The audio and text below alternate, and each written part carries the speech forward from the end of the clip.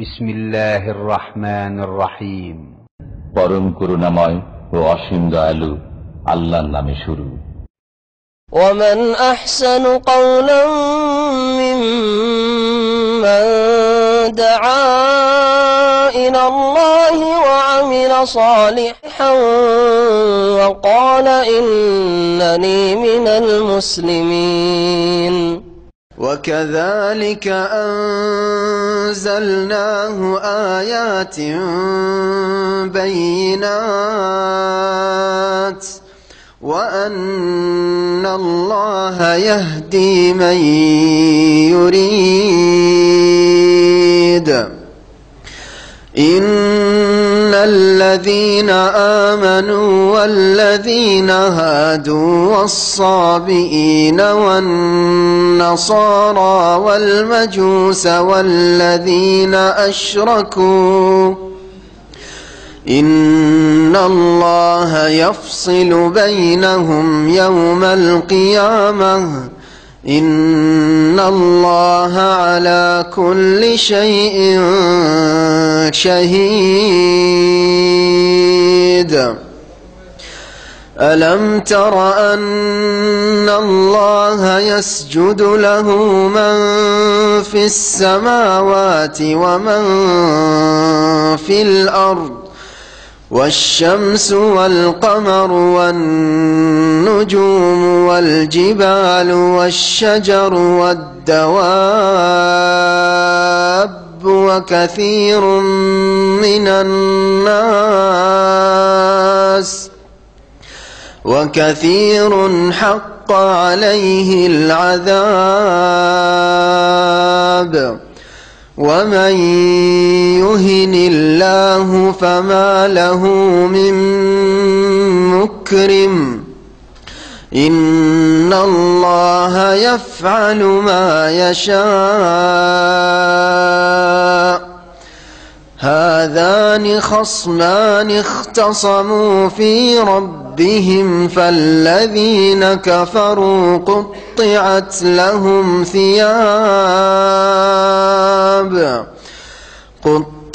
لهم ثياب من نار يصب من فوق رؤوسهم الحميم يصهر به ما في بطونهم والجلود ولهم مقامع من حديد كلما أرادوا أن يخرجوا منها من غم أعيدوا فيها وذوقوا عذاب الحريق إن الله يدخل الذين آمنوا وعملوا الصالحات جنات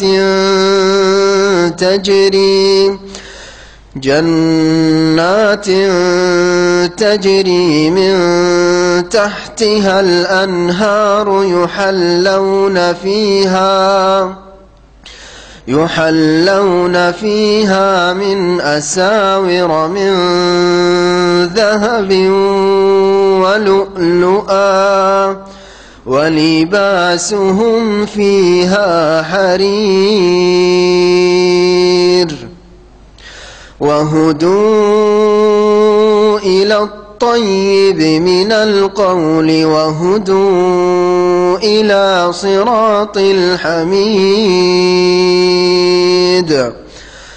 إن الذين كفروا ويصدون عن سبيل الله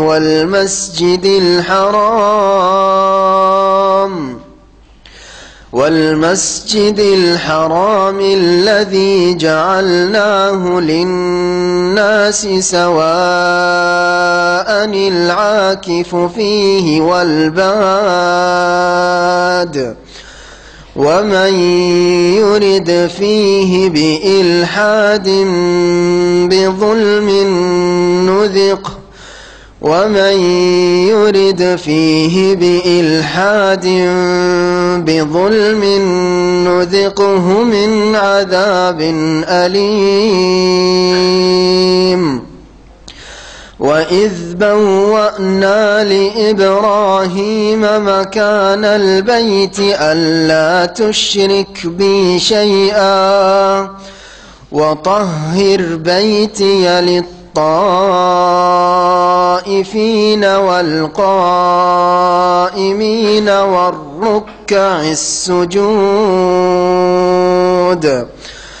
وأذن في الناس بالحج يأتوك رجالا وعلى كل ضامر يأتين من كل فج عميق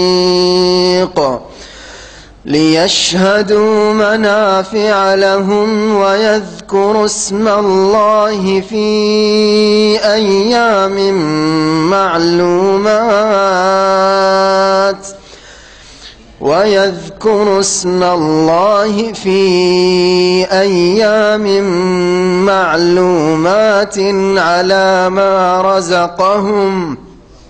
على ما رزقهم من بهيمة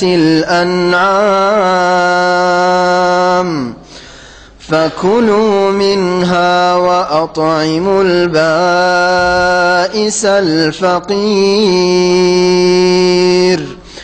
ثم ليقضوا تفثهم وليوفوا نذورهم وليطوفوا بالبيت العتيق.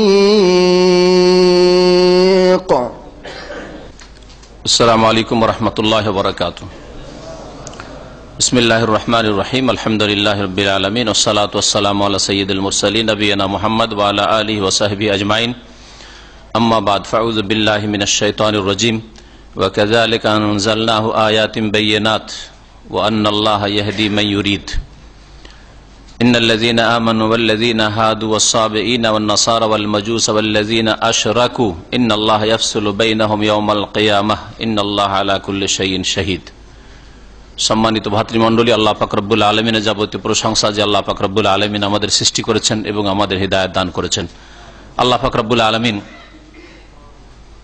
আমাদেরকে তার প্রতি যেইভাবে আল্লাহ পাক ঈমান চান সেইভাবে ঈমানের যেন তৌফিক দান করেন, আর যেসব গুমরাহ জাতি রয়েছে সেসব জাতির গুমরাহি থেকে যেসব দল বিভ্রান্ত হয়েছে তাদের গুমরাহি থেকে আল্লাহ পাক আমাদের যেন রক্ষা করেন। আমাদের তাফসীর হবে সূরাতুল হজ্জের দ্বিতীয় পর্ব আয়াত নম্বর 16 থেকে। আল্লাহ পাক রব্বুল আলামিন ইরশাদ করেছেন আয়াত নম্বর 16-তে কোরআনে কারীম সম্পর্কে যে আল্লাহ পাক কোরআনে কারীম নাযিল করেছেন নবী করিম সাল্লাল্লাহু আলাইহি সাল্লামের উপর সুস্পষ্ট আয়াত স্বরূপ, যাতে কোনো অস্পষ্টতা নেই। সুতরাং কোরআন বুঝা মুশকিল নয়, জটিল নয়, সহজ। যারা বলে কোরআন বুঝা কি 4টি কথা, সহজ কথা, তারা কোরআন বিরোধী কথা বলে। কোরআনের অনেকগুলি আয়াতের এই মর্মে রয়েছে যে কোরআনে কারীম অত্যন্ত সহজ, আরবদের জন্য খুব সহজ, আর অনারবদের জন্য যদি কোরআনের তাফসীর পড়ে তাহলে সহজ। যদিও আরবদেরকেও তাফসীর পড়ার প্রয়োজন রয়েছে, কিন্তু তাদের মাতৃভাষায় রয়েছে, অনারবদের তুলনায় তাদের বোঝাটা আরো সহজ। এর আগের আয়াতে নবী করিম সাল্লাল্লাহু আলাইহি সাল্লামকে আল্লাহ পাক যে রাসূল করেছেন, নবী করেছেন, এতে যে রাগ, গুসা, কাফের মুশরিকদের হিংসা, বিদ্বেষ, গায়ের জ্বালা, এতে কোনো কিছুই ক্ষতি করতে পারবে না, এই বিষয়টি আল্লাহ পাক উল্লেখ করেছেন। তারপরে বলছেন যে ওয়াকাযালিকা আনজালনাহু আয়াতিন বাইয়িনাত, আর এইভাবেই আমি এই কোরআনকে নাজিল করেছি আয়াতিন বাইয়িনাত, সুস্পষ্ট আয়াত স্বরূপ। আল্লাহ পাকের বিধানগত আয়াত হচ্ছে কোরআনে কারীমের আয়াত, যাতে আল্লাহ পাক রব্বুল আলামিনের বিধিবিধান রয়েছে আকীদা বিশ্বাসের ক্ষেত্রে, ঈমানের ক্ষেত্রে, ইবাদত বন্দেগীর ক্ষেত্রে, আখলাক চরিত্রের ক্ষেত্রে, আদান প্রদানের ক্ষেত্রে, হালাল হারাম বৈধ বৈধের ক্ষেত্রে, করণীয় বর্জনীয় ক্ষেত্রে। এইরকমই আখিরাত সম্পর্কে প্রস্তুতি, আখিরাতকে স্মরণ করিয়ে দেওয়া, জান্নাত জাহান্নাম সম্পর্কে যেসব মানুষরা আল্লাহ পাকের দিনকে মেনেছে, যুগে যুগে তাদেরকে কিভাবে আল্লাহ সম্মানিত করেছেন তার জন্য দৃষ্টান্ত স্বরূপ অনেক জাতির ঘটনা বর্ণনা করেছেন, আম্বিয়া রাসূলগণের কাহিনী বর্ণনা করেছেন। আর যেসব জাতি অমান্য করেছে, আল্লাহ পাকের দিনকে মানেনি, আল্লাহ পাকের কিতাবকে মানেনি, আল্লাহ পাকের আম্বিয়া রাসূলগণকে মানেনি, তাদের কি দুর্দশা হয়েছে, তাদের উপর আযাবে ইলাহি নেমে এসেছে, যাতে করে মানুষ ভুল পথ থেকে সতর্ক হয়ে যায়। সুস্পষ্ট আয়াত স্বরূপ আল্লাহ পাক কোরআনে কারীমকে নাযিল করেছেন। যে বিষয়গুলি দিয়ে ইঙ্গিত করলাম, এগুলি হচ্ছে কোরআনে কারীমের বিষয়। এগুলিকে আল্লাহ পাক স্পষ্টভাবে বর্ণনা করেছেন। ওয়া আন্নাল্লাহ ইয়াহদি মান ইউরিদ, এবং আল্লাহ পাক নিঃসন্দেহে যাকে চান তাকেই সৎপথে, সঠিক পথে পরিচালিত করেন। আল্লাহ পাক যাকে চান সৎপথে পরিচালিত করেন, অর্থাৎ তৌফিক দান করেন। তৌফিক দেওয়া মানে সেই রাস্তা তার জন্য সহজ হয়ে যাওয়া, সে রাস্তায় তার মনটা এগিয়ে যাচ্ছে। এটা হচ্ছে আল্লাহ পাকের সৎপথে পরিচালিত করা, তার তৌফিক দেওয়া। এমন নয় যে আল্লাহ পাক কাউকে জবরদস্তি ধরে সঠিক পথে পরিচালিত করছেন, আর কেউ সঠিক পথে চলতে চাইছে, রাস্তায় আল্লাহ পাক এসে বাধা দিয়ে দিলেন, বা আল্লাহ পাকের ফেরেশতারা কেউ এসে বাধা দিয়ে দিল, এইরকম তো কেউ বলতে পারবে না। বাস্তবিক এরকম কোথাও দেখা যাচ্ছে? অসৎ লোকদের সামনে কোনো প্রাচীর তৈরি করে দেওয়া হয়েছে কি, যে যেতে চাইছিল আল্লাহর দিকে, জান্নাতের দিকে, যেতে দেওয়া হলো না, এমনটা কিছু আছে? নেক লোকদের সামনে পিছন দিক থেকে ধাক্কা দেওয়া হচ্ছে, যাবি যা, না হলে পিছন দিকে ফেরার কোনো উপায় নেই, এরকম জবরদস্তি করে কি জান্নাতের দিকে রাস্তা দেখানো হচ্ছে? না, কখনো না। তো তৌফিক মানে আল্লাহ পাকের সহজ করে দেওয়া, এটা হচ্ছে তৌফিক। আল্লাহ পাক রব্বুল আলামিন হেদায়েতের তৌফিক দিয়ে থাকেন, আর রাস্তা দেখানোর হেদায়েত শুধু গাইড করে দেওয়া, এটা আল্লাহ পাকও করেন, আম্বিয়া রাসূলগণ করেছেন, কোরআনে কারীম করেছে আর করছে, রাসূলের হাদিস দিয়েও মানুষ গাইড পাচ্ছে। আর যে কোনো মানুষ ভালো কথা, আলেম ওলামা ভালো কথা বললে সেটা হচ্ছে হেদায়েত করা, মানে রাস্তা দেখানো। হেদায়েতের দুটো অর্থ হয়, একটা হচ্ছে হেদায়েত মানে আদ-দালালাতু আল ইরশাদ, মানে গাইড করে দেওয়া, দিক নির্দেশনা, রাস্তা বাতলিয়ে দেওয়া, গন্তব্যস্থানে পৌঁছানো নয়। আর আরেকটা হেদায়েত হচ্ছে হেদায়েতুত তৌফিক, তৌফিকের হেদায়েত। তৌফিকের হেদায়েত হচ্ছে গন্তব্যস্থানে পৌঁছে দেওয়া। কোন নবী রাসূলের ক্ষমতা নেই, আর কোরআনের মধ্যে এটা নেই যে কোরআন কাউকে ধরবে আর একেবারে গন্তব্যস্থানে নিয়ে পৌঁছে দেবে। আর কোন আলেমও পারবে না, কোন শাসক নাই, পরায় শাসকও পারবে না। এটা একমাত্র আল্লাহ পাকের কাজ, মানুষের অন্তরকে ভালো কাজের দিকে, ঈমান আমলের দিকে ফিরিয়ে দেওয়া, গুনাহ থেকে বিরত রাখা। আর এই তৌফিক যেটা, সেটা একমাত্র আল্লাহ নিজের জন্য খাস রেখেছেন। এই জন্য কোরআনে কারীমের কিছু আয়াতে হেদায়েত সম্পর্কে বলেছে, হে নবী তুমি তো হেদায়েত করো, ইন্নাকা লাতাহদি ইলা সিরাতিম মুস্তাকিম, নিঃসন্দেহে তুমি তো সরল পথ দেখিয়ে থাকো। এটি একটি আয়াত, মানে নবী তাহলে সরল পথ দেখিয়েছেন, প্রদর্শক, পথ প্রদর্শক তিনি।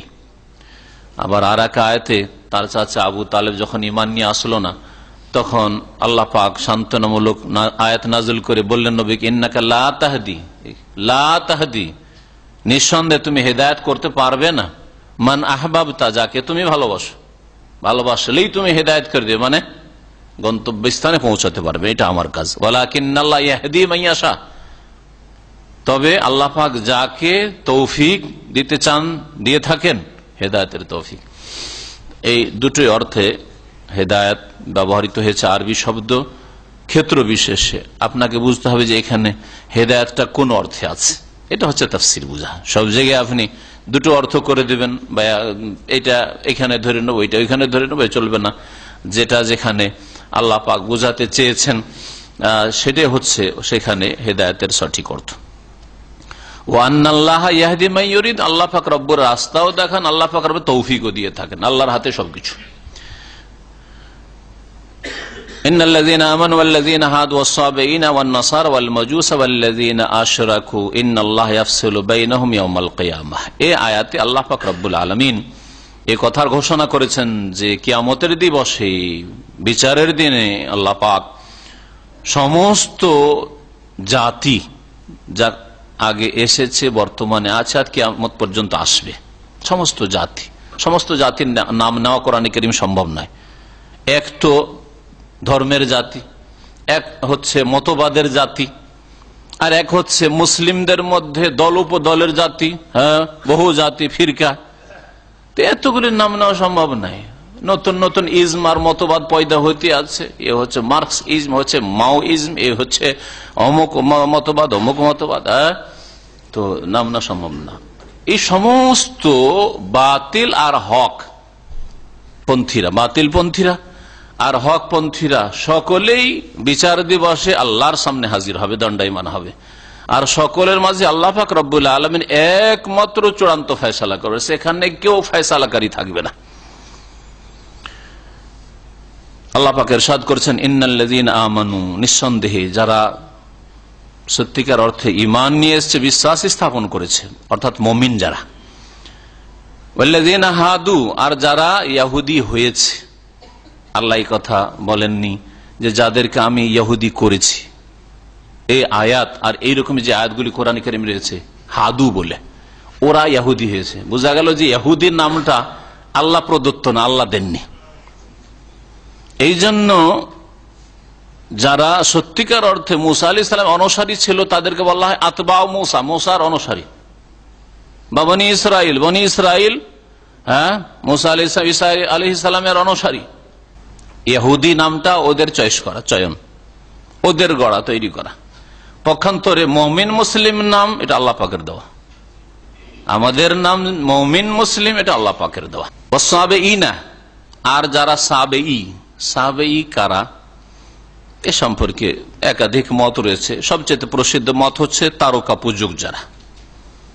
কোন এক যুগে একটি দল ছিল যারা তারকা পূজা করতো, এখনো তারকা পূজক আছে, থাকতে পারে। আর কেউ কেউ বলেছে যে কোন এক নবীর উম্মত ছিল যারা যুগের আবর্তন বিবর্তনে পৃথিবী থেকে বিদায় নিয়েছে, নিশ্চিহ্ন হয়ে গেছে। আল্লাহু আলাম। ওয়ান নাসারা, আর যারা খ্রিস্টান, নাসারা। আল্লাহ পাক নাসারা বলেছেন। আজকালকার অনেক আরব মুসলিমরা নিজের অজ্ঞতার কারণে মসিহি বলে, মসিহি বলবেন না, ওরা মাসিহি নয়। মসিহ ঈসা আলাইহিস সালামের নাম, ঈসা আল মসিহ, অকাল আল মসিহ। আল্লাহ পাক ঈসা আলাইহিস সালামের অপর নাম আল মসিহ বলেছেন। তো মসিহি যখন বলবেন ওকে, তার মানে তাদের সম্পর্ক ঈসা আলাইহিস সালামের সাথে। অথচ ঈসা আলাইহিস সালামের আকীদা, ঈসা আলাইহিস সালামের ইবাদত, ঈসা আলাইহিস সালামের নিয়ে আসা দ্বীনের সাথে বর্তমান খ্রিস্টানদের দূরের সম্পর্ক, কোনো কাছের সম্পর্ক নেই। ঈসা আলাইহিস সালাম তাওহীদ নিয়ে এসেছেন। ঈসা আলাইহিস সালাম নিয়ে এসেছেন ইন্নী আব্দুল্লাহ, আমি আল্লাহর বান্দা। আতানিয়াল কিতাব, আমাকে কিতাব দান করেছেন। ওয়া জাআলানি নবী, আমাকে নবী রাসূল করেছেন। আর ওরা বলছে প্রথমখানে যে ঈসাকে ইবনুল্লাহ, আল্লাহর পুত্র, আল্লাহর পুত্র। তাহলে এরাকে মসিহি বলা জায়েজ? মসিহি বলা জায়েজ নাই। ঈসা আলাইহিস সালামের সাথে ওদের সম্পর্ক, ঈসা আলাইহিস সালামের সাথে আমাদের সম্পর্ক রয়েছে। ঈসা আলাইহিস সালামের যথাযথ যারা শ্রদ্ধা করে, যেই মান মর্যাদা আল্লাহ দিয়েছেন সেটা যারা পেশ করে থাকে, তারাই হচ্ছে ঈসা আলাইহিস সালামের সম্পৃক্ত। আমাদের সম্পর্ক ঈসা আলাইহিস সালামের সাথেও, আমাদের সম্পর্ক মুসা আলাইহিস সালামের সাথেও, আমাদের সম্পর্ক মুহাম্মদ রাসূলুল্লাহ সাল্লাল্লাহু আলাইহি ওয়াসাল্লামের সাথে। মুহাম্মদ রাসূলুল্লাহ সাল্লাল্লাহু আলাইহি ওয়াসাল্লাম যেহেতু শেষ রাসূল, শেষ এডিশন নিয়ে এসছেন দ্বীনের, সুতরাং তার দ্বীনের ছোট থেকে বড় সব কিছু, আকীদা, ইবাদত, ফরজ, ওয়াজিব, সুন্নাত, মুস্তাহাব, জায়েজ, নাজায়েজ, পছন্দনীয়, অপছন্দ, সব নিতে হবে, সব মাসাইল নিতে হবে। আর ঈসা আলাইহিস সালাম আর মুসা আলাইহিস সালামের ওই মৌলিক বিষয়গুলি আমরা নেব, যেই বিষয়গুলিতে দ্বীন ইসলাম, কোরআনে কারীম একমত। বাকি খুঁটিনাটি মাসাইল, যেগুলিকে আরবি ভাষায় জুজিয়াত বা ফরু বলা হয়, শাখা প্রশাখা মাসাইল, এই মাসাইলগুলি ভিন্ন ভিন্ন হইতে পারে। আর যারা নাসারা, সুতরাং এদেরকে বলে নাসারা বহু বচন, আর নাসরানি এক বচন। মসিহি না বলে এদেরকে নাসরানি, যারা আরবিতে বলবেন। এইরকম উর্দুতে অনেকে, উর্দু ভাষীরা অজ্ঞতার কারণে মসিহি বলে, মসিহি নয়, বলবেন নাসরানি, অথবা খ্রিস্টান বলেন। ওয়াল মাজুসা, আর যারা অগ্নি পূজক, যারা আগুনের পূজা করে, ইরানি অগ্নি পূজকরা। ওয়াল্লাযীন আশরাকু, আর যারা মুশরিক, এছাড়া আর কত গণনা করা যায়। ওয়াল্লাযীন আশরাক, এছাড়া যত মুশরিক রয়েছে, বুদ্ধিস্ট মুশরিক, হ্যাঁ, হিন্দু মুশরিক, শিখ মুশরিক, জৈন মুশরিক, যত মুশরিক রয়েছে, কবর পূজা মাজার পূজা করবে মুশরিক।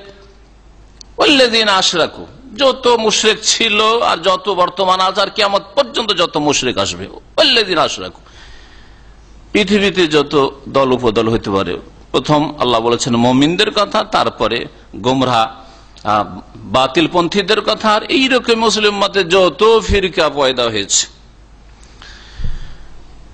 আল্লাহ পাক রব্বুল আলামিন বলছেন ইন্নাল্লাহ ইয়াফসিলু বাইনাহুম ইয়াওমাল কিয়ামা, নিঃসন্দেহে আল্লাহ পাক চূড়ান্ত ফয়সালা করবেন তাদের মাঝে কিয়ামতের দিনে।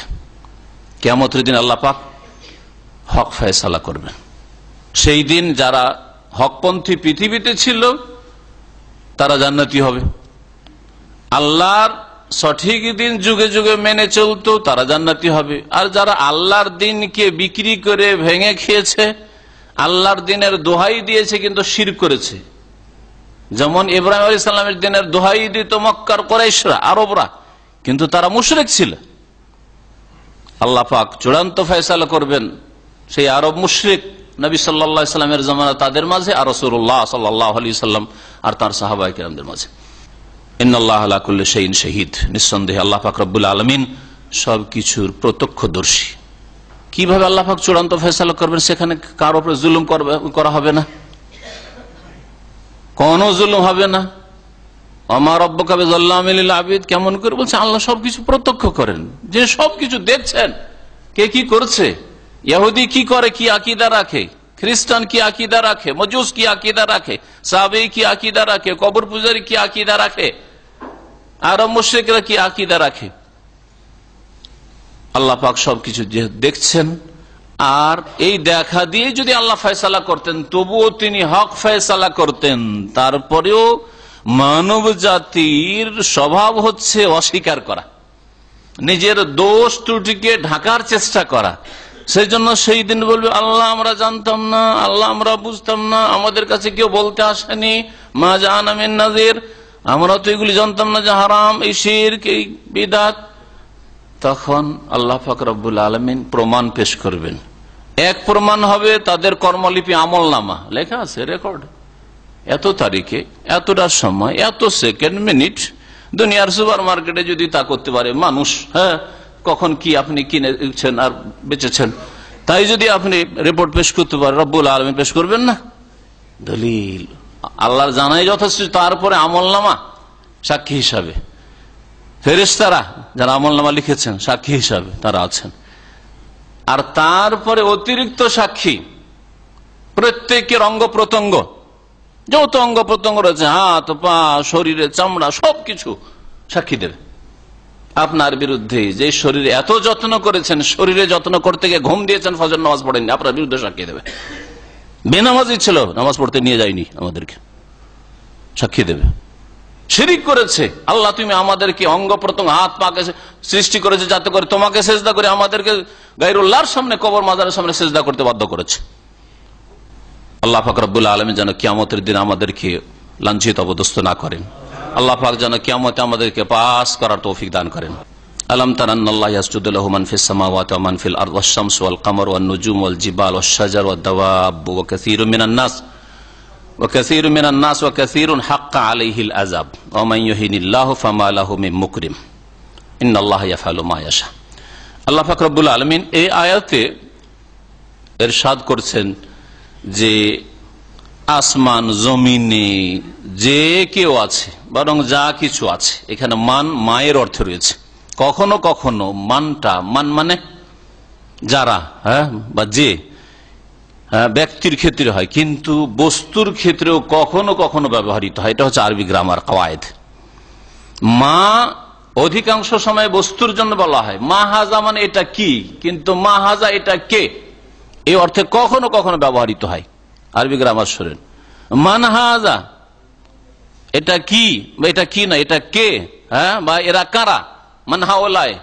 কিন্তু কখনো কখনো মায়ের অর্থে মান হাজা মানে এটা কি, মানে ব্যক্তি সম্পর্কে নাম জিজ্ঞেস করছে না, এটা কি মানে ওই ব্যক্তি ছাড়া অন্য কিছু হইতে পারে, বস্তু হইতে পারে, অথবা ওই ব্যক্তির যোগ্যতা, এটা কি মানে এটা ডাক্তার না নার্স, হ্যাঁ হ্যাঁ, না লেবার ক্লিনার, এটা কি মানহাজা বলে, হ্যাঁ গুণের ক্ষেত্রেও জিজ্ঞাসা করা হইতে পারে। এ হচ্ছে আরবি গ্রামার। তো এখানে মান যদিও ব্যবহৃত হয়েছে, ওর এক আয়াত আর এক আয়াতে তাফসীর করে, অন্যান্য আয়াতে রয়েছে তাসবির ক্ষেত্রে অথবা সেজদার ক্ষেত্রে মা শব্দ ব্যবহার হয়েছে। হ্যাঁ, ইউসাব্বিহু লিল্লাহি মা ফিস সামাওয়াতি, ওখানে মান নাই, কিন্তু ইউসাব্বিহু লিল্লাহি মা ফিস সামাওয়াতি ওয়াল আরদ, আসমান জমিনে যা কিছু আছে আল্লাহ পাকে তাসবিহ করে, ওখানে যা কিছু আছে। এখানে মান মানে যে কেউ, যে কেউর মধ্যে তাহলে ফেরেশতা আসবে, জিন আসবে আর মানুষ আসবে, বাস। হ্যাঁ, গাছপালা সেজদা করে না, গাছপালা তাসবিহ করে না, হ্যাঁ পাহাড় পর্বত তাসবিহ করে না, সূর্য চন্দ্র তাসবিহ করে না, করে, সেজদা করে। তাই এখানে মান মায়ের অর্থ রয়েছে। আল্লাহ পাক রব্বুল আলামিন ইরশাদ করেছেন, আলাম তারা, হে নবী তুমি কি অন্তর্দৃষ্টি দিয়ে দেখো না? চোখ দিয়ে তো দেখা যায় না, দেখা যাচ্ছে কি চোখ দিয়ে মানুষের সেজদা দেখা যেতে পারে, হ্যাঁ কে সেজদা করছে না করছে, কে করছে না, কিন্তু এছাড়া জিনের সেজদা ওই তো দেখতে পান না, ফেরেশতারও দেখতে পান না, হ্যাঁ তাদের তাসবিহ তাহলিলও দেখতে পান না, তো গাছপালার আর কি দেখবেন, আর পাহাড় পর্বত আর সূর্য নক্ষত্রের কি দেখবেন, তাই না? তো এখানে অন্তর্দৃষ্টি দিয়ে দেখা মানে গভীর ভাবে চিন্তা করা, আল্লাহ পাক বলেছেন, সুতরাং এই বিষয়টা নিয়ে চিন্তা করা। অন্তর দিয়ে দেখা মানে অন্তর দিয়ে চিন্তা করা। আলাম তারা, হে নবী তুমি কি দেখো না, চিন্তা করি, আন্নাল্লাহ ইয়াসজুদু লাহু, যে আল্লাহকে সেজদা করে, মান ফিস সামাওয়াতি ওয়া মান ফিল আরদ, যে কেউ আর যা কিছু আকাশে রয়েছে আর যা কিছু জমিনে রয়েছে। দুটোই অর্থ। ওয়াশ-শামসু ওয়াল কামার, সূর্যও সেজদা করে, চন্দ্রও সেজদা করে। ওয়ান-নুজুম, আর তারকাগুলিও সেজদা করে, নাজমের বহুবচন। ওয়াল জিবাল, আর পাহাড় পর্বতমালা, জাবালনের বহুবচন জেবাল, সেগুলিও সেজদা করে। ওয়াশ-শাজার, মানে গাছপালাও সেজদা করে, গাছ লতা পাতা যেই রকমই গাছ হোক না কেন, ছোট হোক বড় হোক, সব সেজদা করে। বা দাওয়াব, দাব্বাতুনের বহুবচন, আর জীবজন্তু যত আছে, পশু হোক আর পাখি হোক, যা এই পৃথিবীতে বিচরণ করে সবকিছুই সেজদা করে। ও দাওয়াব, জীবজন্তু সেজদা করে। ও কাসীর মিনান নাস, কিন্তু হতভাগা মানুষ সকলে সেজদা করে না। এতক্ষণ পর্যন্ত আল্লাহ পাক কি বললেন? আসমান জমিনে যারা আছে সবাই সেজদা করে, সবকিছুই সেজদা করে, সূর্য সেজদা করে, চন্দ্র সেজদা করে, তারকাতে ভাগাভাগি না যে কিছু তারকা সেজদা করে কিছু অবদ্ধ নেই, হ্যাঁ পাহাড়ে ভাগ নেই যে কিছু পাহাড় তো আল্লাহর অনুগত, আল্লাহকে সেজদা করে, কিছু পাহাড় আল্লাহকে মানে না, এরকমটা নেই, তাই না? গাছ, সব গাছই আল্লাহ পাকে সেজদা করে, সব জীবজন্তু পশু পাখি আল্লাহকে সেজদা করে, কিন্তু মানুষ হতভাগা, মানুষই হবে জাহান্নামের ইন্ধন। ওয়াকুদুহান নাস ওয়াল হিজারা, জাহান্নামের জ্বালানি ইন্ধন হবে, লকড়ি কাঠি হবে, আর নাস প্রথম মানুষ, ওয়াল হিজারা তারপর পাথর, যেসব পাথরের পূজা করেছে আর যেসব মাটির পূজা করেছে, তোমার হাতে সার্বিক কল্যাণ, সব খায়ের তোমার হাতে। ইন্নাকা আলা কুল্লি শাইইন কাদির, তুমি সবকিছুর উপর মহান শক্তিমান। আয়াত নম্বর কত বলতে পারেন? 26, আয়াত নম্বর 26। আল্লাহ পাক রব্বুল আলামিন ইরশাদ করছেন, ইন্নাল্লাহা ইয়াফআলু মা ইয়াশা, কারণ আল্লাহ পাক যা চান তাই করতে পারেন, মানুষ যা চাই করতে পারে না। আপনার ধন দৌলত যা চাই করতে পারেন না, আল্লাহ যা চান তাই করতে পারেন। সেই জন্য আল্লাহ যাকে লাঞ্ছিত অপদস্থ করবেন কেউ সম্মান দিতে পারবে না। এর বিপরীতটাও তাহলে এতে রয়েছে, আল্লাহ যাকে সম্মানিত করবেন কোন শক্তি তাকে নিচে নামাইতে পারবে না। আল্লাহ যদি সম্মান দিতে চান, আর দুনিয়ার ক্ষণিকের সম্মান বড় সম্মান নয়। যদি দুনিয়াতে কেউ পাপের ওপর থেকেও, গোনায় থেকেও, অন্যায় জুলম অত্যাচারে থেকেও, ভুল পথে শিরক কুফরের উপর থেকেও ভক্তের অভাব নাই যদি দেখে, ধোঁকা খাবেন না। এর নাম সম্মান নয় যে অনেক মরিদান, অভাব নাই, লাখ লাখ মরিদান, মেজরিটি বেশি, এটা তো কয়েকদিনের ইজ্জত। এটা হচ্ছে আল্লাহ পাকের এমহাল, ছাড় দেওয়া, ছাড় দেওয়া। আল্লাহ পাক রব্বুল অবসর দেন, ছেড়ে দেন না। আল্লাহ ছাড় দেন, ছেড়ে দেন না। আল্লাহ এমহাল করেন, এহমাল করেন না। আল্লাহ পাকের কাছে কোরআন রয়েছে, আমহিল হুম, হে নবী তাদেরকে অবসর দাও, ছাড় দাও, কিন্তু আহমিল হুম কোন জায়গায় কোরআনে নেই যে ছেড়ে দাও, ছেড়ে দাও, ধরবো। আল্লাহ পাক ধরবেন। আসল ইজ্জত হচ্ছে প্রথম কথা ইমানি ইজ্জত, আখিরাতের ইজ্জত, আর তার সাথে সাথে দুনিয়া যদি দিয়ে দেন আল্লাহ পাক রব্বুল আলামিন তো নূরুন আলা নূর। কিন্তু আখিরাতে অন্ধকার, শিরক কুফরিকারীদের জন্য, বিদআতকারীদের জন্য, শিরকের রাস্তায় বিদআতের রাস্তায় যারা মানুষকে ঠেলে দিচ্ছে তাদের জন্য আখিরাত ভবিষ্যৎ অন্ধকার। এই কয়েকদিনের ইজ্জতকে ইজ্জত মনে করবেন না। মানুষ যদি দেখে নিত যে তাদের কবরে কি আযাব হচ্ছে আর তাদের মওতের পরে কি যে মহাশাস্তি হচ্ছে এই জালেমদের আর এই মুশরিকদের আর এই গুমরাহকারীদের, তাহলে মানুষ হককে বুঝে নিত। কিন্তু এটা দেখার বিষয় নয় যে মানুষ দেখতে পারে। আল্লাহ পাক যেন কোরআন এবং হাদিসের দিকে ফিরে আসার তৌফিক দান করেন। এই জন্য দুনিয়ার কোনো কিছু দেখে হক আর বাতিলের বিচার বিবেচনা করলে হবে না। কোরআন এবং হাদিসের দলিল প্রমাণ দেখে হক বাতিলের বিবেচনা করতে হবে। হ্যাঁ, যে আমার সাথে দলিল আছে কিনা, না ওর সাথে দলিল আছে, আমার কাছে কোরআন হাদিস আছে না ওর কাছে আছে, দলিলের দিক থেকে কে মজবুত এটা দেখলে হবে না। যে সংখ্যার দিক থেকে কে মজবুত, প্রভাবের দিক থেকে কে মজবুত, ক্ষমতার দিক থেকে কে মজবুত, পয়সার দিক থেকে কে মজবুত, এসব দেখলে হবে না। আল্লাহ পাক রব্বুল আলামিন তারপর আয়াতে ইরশাদ করেছেন হাযানি খাসমানি ইখতাসামু ফি রাব্বিহিম, এই হচ্ছে দুটি বিবাদমান দল। হাজানে এই দুটি হচ্ছে, খাসমানে বিবাদমান দল। খাসম বলা হয়, খাসামা একসম মানে ঝগড়া বিবাদ, আর খাস মানে হচ্ছে দল, একটি দল, বিবাদমান দল। তো খাসমান দুটি বিবাদমান দল, অর্থাৎ একটি মুমিন মুসলিম দল আর একটি হচ্ছে কাফের মুশরিকদের দল। এই হচ্ছে দুটি দল। আর কিয়ামত পর্যন্ত এই আদম আলাইহিস সালামের যুগ থেকেই শুরু হয়েছে হক বাতিল, হাবিল কাবিল থেকে শুরু হয়েছে দুটি দল। আর কিয়ামত পর্যন্ত দুটি দল থাকবে, একটি হকপন্থী একটি বাতিলপন্থী থাকবে। আহলে হক আর বাতিল, হিজবুল্লাহ আর হিজবুশ শয়তান, কোরআনের ভাষা আল্লাহ পাক বলেছেন থাকবে কিয়ামত পর্যন্ত। এই আয়াতকে কেউ এই ব্যাপক অর্থে নিয়েছেন যে আল্লাহ পাক এখানে মুমিন আর কাফিরের দুটি দলকে বুঝিয়েছেন। আর কোন কোন তাফসীরকাররা বলেছেন, বরং সাহাবাই কেরাম থেকে বর্ণিত রয়েছে যে এই আয়াতটির শানে নজুল রয়েছে। এই আয়াত নাজিল হয় বদরের যুদ্ধে বিবাদমান দুটি দলের ক্ষেত্রে, অর্থাৎ সাহাবাই কেরাম রাসূলুল্লাহ সাল্লাল্লাহু আলাইহি ওয়াসাল্লামের সাথে প্রথম যে জিহাদ ফি সাবিলিল্লাহ বদরে কাফেরদের মুখোমুখি হইলেন, এটি হচ্ছে মুমিন দল, এই দলটিকে বোঝানো হয়েছে। আর কাফের দল মানে আবু জাহালের নেতৃত্বে উতবা, শাইবা, রাবিয়া, ওয়ালিদ এরা। আর প্রথমখানে যারা বদরের যুদ্ধ সম্পর্কে পড়েছেন জানা আছে, প্রথমখানে যখন ময়দানে যুদ্ধের জন্য নামলো দুই পক্ষ থেকে, মুমিনদের পক্ষ থেকে কয়জন নেমেছিলেন কেউ বলতে পারেন? 3 জন। নাম বলতে পারেন কেউ? আলী রাদিয়াল্লাহু তাআলা আর তালহা নয়, হামজা রাদিয়াল্লাহু আনহু, হ্যাঁ, আর ওবায়দা ইবনুল হারিস। 3 জন নামলেন মাঠে। কাফেরদের পক্ষ থেকে 3 জন নেমেছিল, বড় বড় বীর যোদ্ধা তাদের। এটা ছিল ওতবা, আর এটা হচ্ছে শাইবা আর ওয়ালিদ বিন ওতবা, বাপ বেটা 2 জন। হ্যাঁ, ওয়ালিদ বিন ওতবা আর ওতবা বাপ বেটা 2 জন খুব বীর বাহাদুর ছিল, বীর যোদ্ধা। আসো সামনে একবার, অহংকার দিয়ে নামলো কাফের 3 জন। রাসূলুল্লাহ সাল্লাল্লাহু আলাইহি ওয়াসাল্লাম বললেন যে কে নামবে? আলী প্রস্তুত, হামজা প্রস্তুত, ওবায়দা ইবনুল হারিস।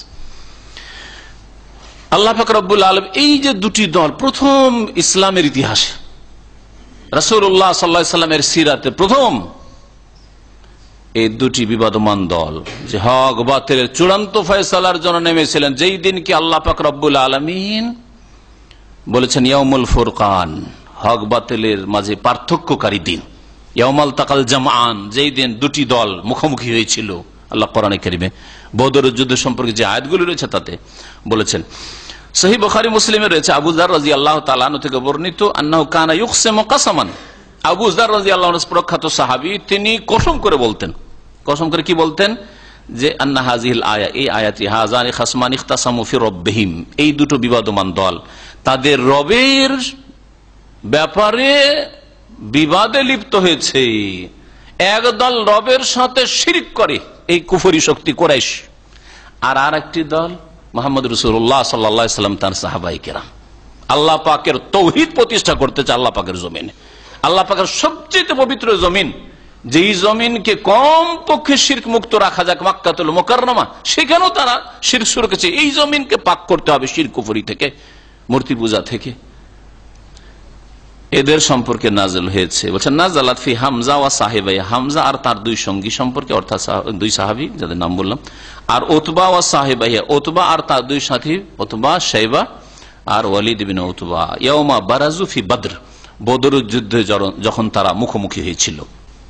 তারপরে ইমাম ইবনে কাসির রাহমাতুল্লাহ আলাইহি নামও তাদের উল্লেখ, হুমুল্লাযিনা বারাজু ইয়াউমা বদরিন, যারা মুখোমুখি হয়েছিল প্রথমখানে বদরের দিনে, আলী ওয়া হামজা ওয়া উবাইদা, এরা মুমিন সাহাবায়ে কিরাম, আর শাইবা বিন রাবিয়া, উতবা বিন রাবিয়া আর ওয়ালিদ বিন উতবা, সহিহ বুখারীতে রয়েছে। আল্লাহ পাক রব্বুল আলামিন তাদের সম্পর্কে আয়াত নাযিল করেছেন, এরা আল্লাহকে নিয়ে বাদানুবাদ করেছে, বিবাদে লিপ্ত হচ্ছে। একদল বাতিলপন্থী কুফরি শক্তি, আর একদল হচ্ছে হকপন্থী মুমিন সাহাবায়ে কিরাম। আল্লাহ পাক বলছেন ফাল্লাযিনা কাফারু, সুতরাং যারা কুফরি করেছে, এই কুফরি শক্তি এই কুরাইশদের, আর কিয়ামত পর্যন্ত যত কুফরি শক্তি আসবে, আর আগে যত কুফরি শক্তি গিয়েছে, ফাল্লাযিনা কাফারু, যারা কাফের হয়ে মারা গেছে, কুফর অবস্থায় মারা গেছে, এদের দশা কি হবে? সুবহানাল্লাহ, মানুষ দেখতে পায় না কি হচ্ছে তাদের উপর আযাব। কুত্তিয়াত লাহুম সিয়াবুম মিন নার, তাদের জন্য জাহান্নামের আগুনের কাপড় তৈরি করা হয়েছে। সুবহানাল্লাহ, কাত্তা ইউকাত্তা মানে কাপড় কাটিং করা। হ্যাঁ, টেলার মাস্টারকে কাটিং মাস্টার বলে। কাতা, কাত্তা মানে ছোট ছোট করে কাটা। হ্যাঁ, থান আছে, থান কেটে কেটে প্রথম কাটতে হবে, তারপর না কিছু জামা কাপড় সেলাই করতে হবে। তো এই কাফিরদের জামা কাপড় কিসের হবে? মিন্নার, জাহান্নামের। এদের জন্য জাহান্নামের কাপড় তৈরি করা হয়েছে। সুবহানাল্লাহ। ইউসাব্বু, আর উপরন্ত এক তো কাপড়ই জাহান্নামের, তাদের লেবাস পোশাকই জাহান্নামের। ইউসাব্বু মিন ফাওকি রুউসিহিমুল হামিম, আর তাদের মাথার উপর থেকে ঢেলে দেওয়া হয় গরম ফুটন্ত পানি, যেই পানিতে কি হয়ে যায় তাদের অবস্থা, ইউসহারু বিহি মা ফি বুতুনিহিম ওয়াল জুলুদ, আর যা কিছু তাদের পেটে আছে, নাড়ি ভড়ি আর ওদের চামড়া, শরীরের সবকিছু গলে খসে যায়, গলে নেমে যায়। আল্লাহু আকবার। এই আযাব কাফেরদের বরজাখী জীবনে হইতে থাকে, মুশরিকদের, আর জাহান্নামে তো হবেই, যার কথা আল্লাহ পাক বলেছেন। বরজাখী জীবনেও তাদের আযাব হয়, আর জাহান্নামে হবে। কারণ আল্লাহ পাক রব্বুল আলামিন ফিরআউন এবং ফিরআউনের সেনাবাহিনী, যারা সেই যুগের কুফরি শক্তি ছিল, মূসা আলাইহিস সালাম আর তার অনুসারী মুমিনদের বিরুদ্ধে, তাদের সম্পর্কে আল্লাহ পাক একটি আয়াতে ইরশাদ করেছেন, আন্নারু ইউরাদুনা আলাইহা গুদুওয়ান ওয়া আশিয়া, জাহান্নামের আগুন তাদের উপর পেশ করা হচ্ছে গুদুওয়ান ওয়া আশিয়া, সকাল বিকাল মানে সব সময়, সকাল বিকাল মানে সব সময় তাদেরকে জাহান্নামে জ্বালানো হচ্ছে। কবরের জীবনে শাস্তি হয়, একাধিক আয়াত দ্বারা প্রমাণিত, তার মধ্যে এটি একটি আয়াত। উপরন্তু আরো শাস্তি রয়েছে, বহু শাস্তি রয়েছে। কয়েকটা শাস্তির কথা আল্লাহ পাক এখানে উল্লেখ করেছেন, কাফেরদের, মুশরিকদের, বাতিলপন্থী। ওয়ালাহুম মাকামিউ মিন হাদিদ, আর তাদের জন্য লোহার মগুর রয়েছে। মগুর বলেন তো না? হাতুড়া বলতে পারেন, আর মগুরও বলতে পারেন, আমরা একটু মগুর বলি। হ্যাঁ, তো এই লোহার, কাঠের, আমাদের দেশে কাঠের মগুর তৈরি করে, কাঠের নয়, মিন হাদিদ, লোহার মগুর তাদের মাথায় মারা হবে। কুল্লামা আরাদু আন ইয়াখরুজু মিনহা মিন গাম্মিন, জাহান্নাম থেকে বের হওয়ার চেষ্টা করবে, আর বরদাস্ত হয় না, বের হওয়ার চেষ্টা করবে। যখন যখন তারা ইচ্ছা করবে আন ইয়াখরুজু মিনহা, জাহান্নাম থেকে বের হওয়ার জন্য, মিন গাম্মিন, যন্ত্রণার চোটে, মিন গাম্মিন, গাম মানে চিন্তা হয়, শোক হয়, এখানে গাম মানে যন্ত্রণা। এই যে জাহান্নামের আগুনে জ্বলার যন্ত্রণা বরদাস্ত হচ্ছে না, বের হওয়ার যখন চেষ্টা করবে, ওইদু ফিহা, তাতেই তাদেরকে ফিরিয়ে দেওয়া হবে, লোহার মগুর দিয়ে মারা হবে মুখে আর মাথায়, ফিরিয়ে দেওয়া হবে। আবার ওযুকু আযাবাল হারিক, আর তাদেরকে বলা হবে, এখানে উজ্জ আছে, ওয়ায়ুকালু লাহুম, ফেরেশতা তাদেরকে বলবে, বলা হবে ফেরেশতাদের তরফ থেকে, ওযুকু, তোমরা আস্বাদন করো, আযাবাল হারিক, পুড়ার শাস্তি, দাহন যন্ত্রণা, দাহনের আযাব। ইন্নাল্লাহা ইউদখিলুল্লাযীনা আমানু ওয়া আমিলুস সালিহাত, আল্লাহ পাক যেখানে জাহান্নামীদের কথা উল্লেখ করেছেন সেখানে জান্নাতীর কথা উল্লেখ করেছেন, যেখানে কাফেরদের কথা উল্লেখ করেছেন সেখানে মুমিনদের কথা উল্লেখ করেছেন, যাতে মানুষ ভয়ে ভীত হয়ে কিছু ভুল ত্রুটি হচ্ছে নিরাশ না হয়ে যায় আল্লাহর রহমত থেকে। আর শুধু শুধু যদি জান্নাতীদের কথা বলে দেওয়া হয়তো, তাহলে খুশিতে অনেক কিছুই করছি, জাহান্নামের ভয় একেবারে অন্তর থেকে চলে যাবে, তখন পাপে লিপ্ত না হয়ে যায়, বড় আশা আকাঙ্ক্ষা করে মুরজিয়ার মতো বসে না থাকে। আজকালকার অধিকাংশ মুসলিম কিন্তু মুরজিয়া ফিরকার অন্তর্ভুক্ত। বুঝেন না মুরজিয়া ফিরকার আকীদা কি? যে লা ইয়াদুররু মাল ঈমান মাসিয়া, মুসলিম যদি হয়ে যায় তো কোনো গুনাহতে ক্ষতি নেই, কোনো গুনাহতে ক্ষতি নেই। আজকালকার মুসলিমদের আকীদা যে নামাজ পড়ি আর না পড়ি কালেমা তো আছেই, একই মুরজিয়ার আকীদা, ঠিক না? এই জন্য বলছি আজকালকার অধিকাংশ মুসলিম হারাম খায়, হারাম দেখে, হারাম শুনে, কাবিরা গুনায় লিপ্ত, হ্যাঁ, আর নামাজও নাই, রোজা বড় দিনে খুব মুশকিল, 4-5টা 10টা 20টা রাখলো, যা পারলো রাখলো, যতটা নিজের খেয়াল খুশি, যাকাত ইচ্ছা হইলো দিল, না দিল, হজ করলো না, অসুবিধা নাই। আর আশা করে বসে আছে যে কলেমা যখন পড়েছি তখন কি পাবো? জান্নাত পাবো। এটা মুরজিয়া আকীদা।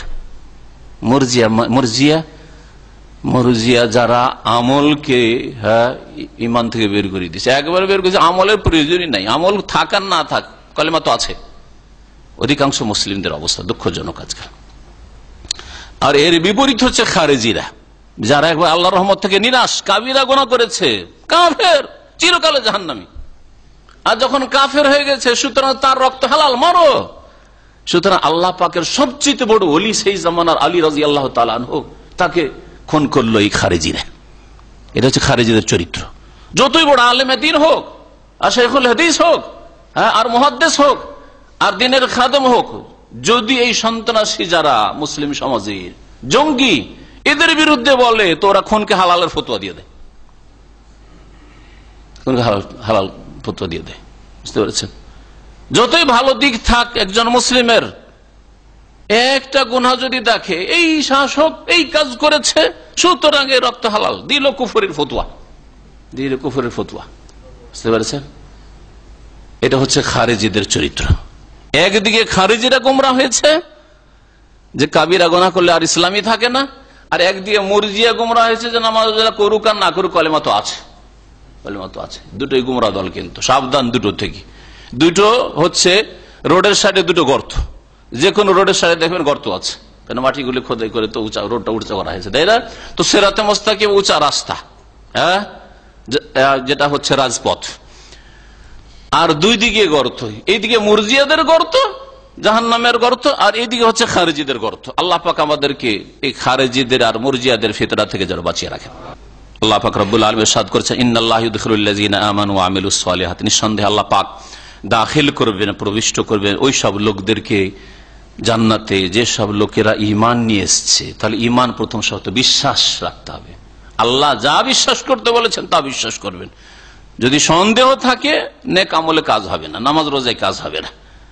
ঈমান মানে তাওহীদ, আল্লাহর একত্ব। যদি আল্লাহর একত্বে শিরক থাকে নামাজ রোজা দিয়ে কাজ হবে না। যদি মনে করেন যে ওলি আউলিয়াও জীবিত করতে পারে, রোগ ভালো করতে পারে, ছেলে দিতে পারে, মেয়ে দিতে পারে, মনের কামনা বাসনা পূরণ করতে পারে, তাহলে নামাজ রোজা হজ যাকাত করে লাভ নেই। এসব মেহনত করে বড় অনুতপ্ত, লাঞ্ছিত, অপদস্থ হবেন। আমেলাতুন নাসিবা তাসলা নারান হামিয়া, কঠোর পরিশ্রম করলেন, মেহনত করলেন, আমল করলেন, কিন্তু জ্বলন্ত আগুনে প্রবেশ করতে হবে। সেই জন্য প্রথম শর্ত জান্নাতের সম্পর্কে, যতগুলি আয়াত রয়েছে জান্নাতীদের সম্পর্কে, ঈমান প্রথম বলা হয়েছে, তারপরে বলা হয়েছে আমলুস সালিহাত। আর শুধু ঈমান যেহেতু যথেষ্ট নয়, ঈমানের দাবি, আর কালেমা যথেষ্ট নাই, কালেমার দাবি রয়েছে, সেই জন্য আল্লাহ পাক বলছেন ওয়া আমিলুস সালিহাত। আর যারা নেক কাজগুলি, ভালো কাজগুলি করলো, আর সালেহ এক বচন, সালিহাত বহু বচন, তাহলে দুই একটা কাজ করে মনে করবেন যে আমি খুব জান্নাতে যাওয়ার কাজ করে নিয়েছি, জনসেবামূলক কাজ করি, খিদমতে খালক করি, হ্যাঁ, আর আমি একটা এর সাথে একটা কাজের সাথে, ভালো কাজের সাথে জড়িত, অথবা মাতা পিতার সেবা করছি, নামাজ পড়েন না, যথেষ্ট নয় নাজাতের জন্য।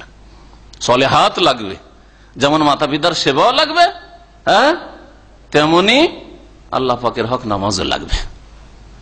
যেমন নামাজ লাগবে তেমন সিয়াম রোজাও লাগবে, তেমন যাকাত হজও লাগবে।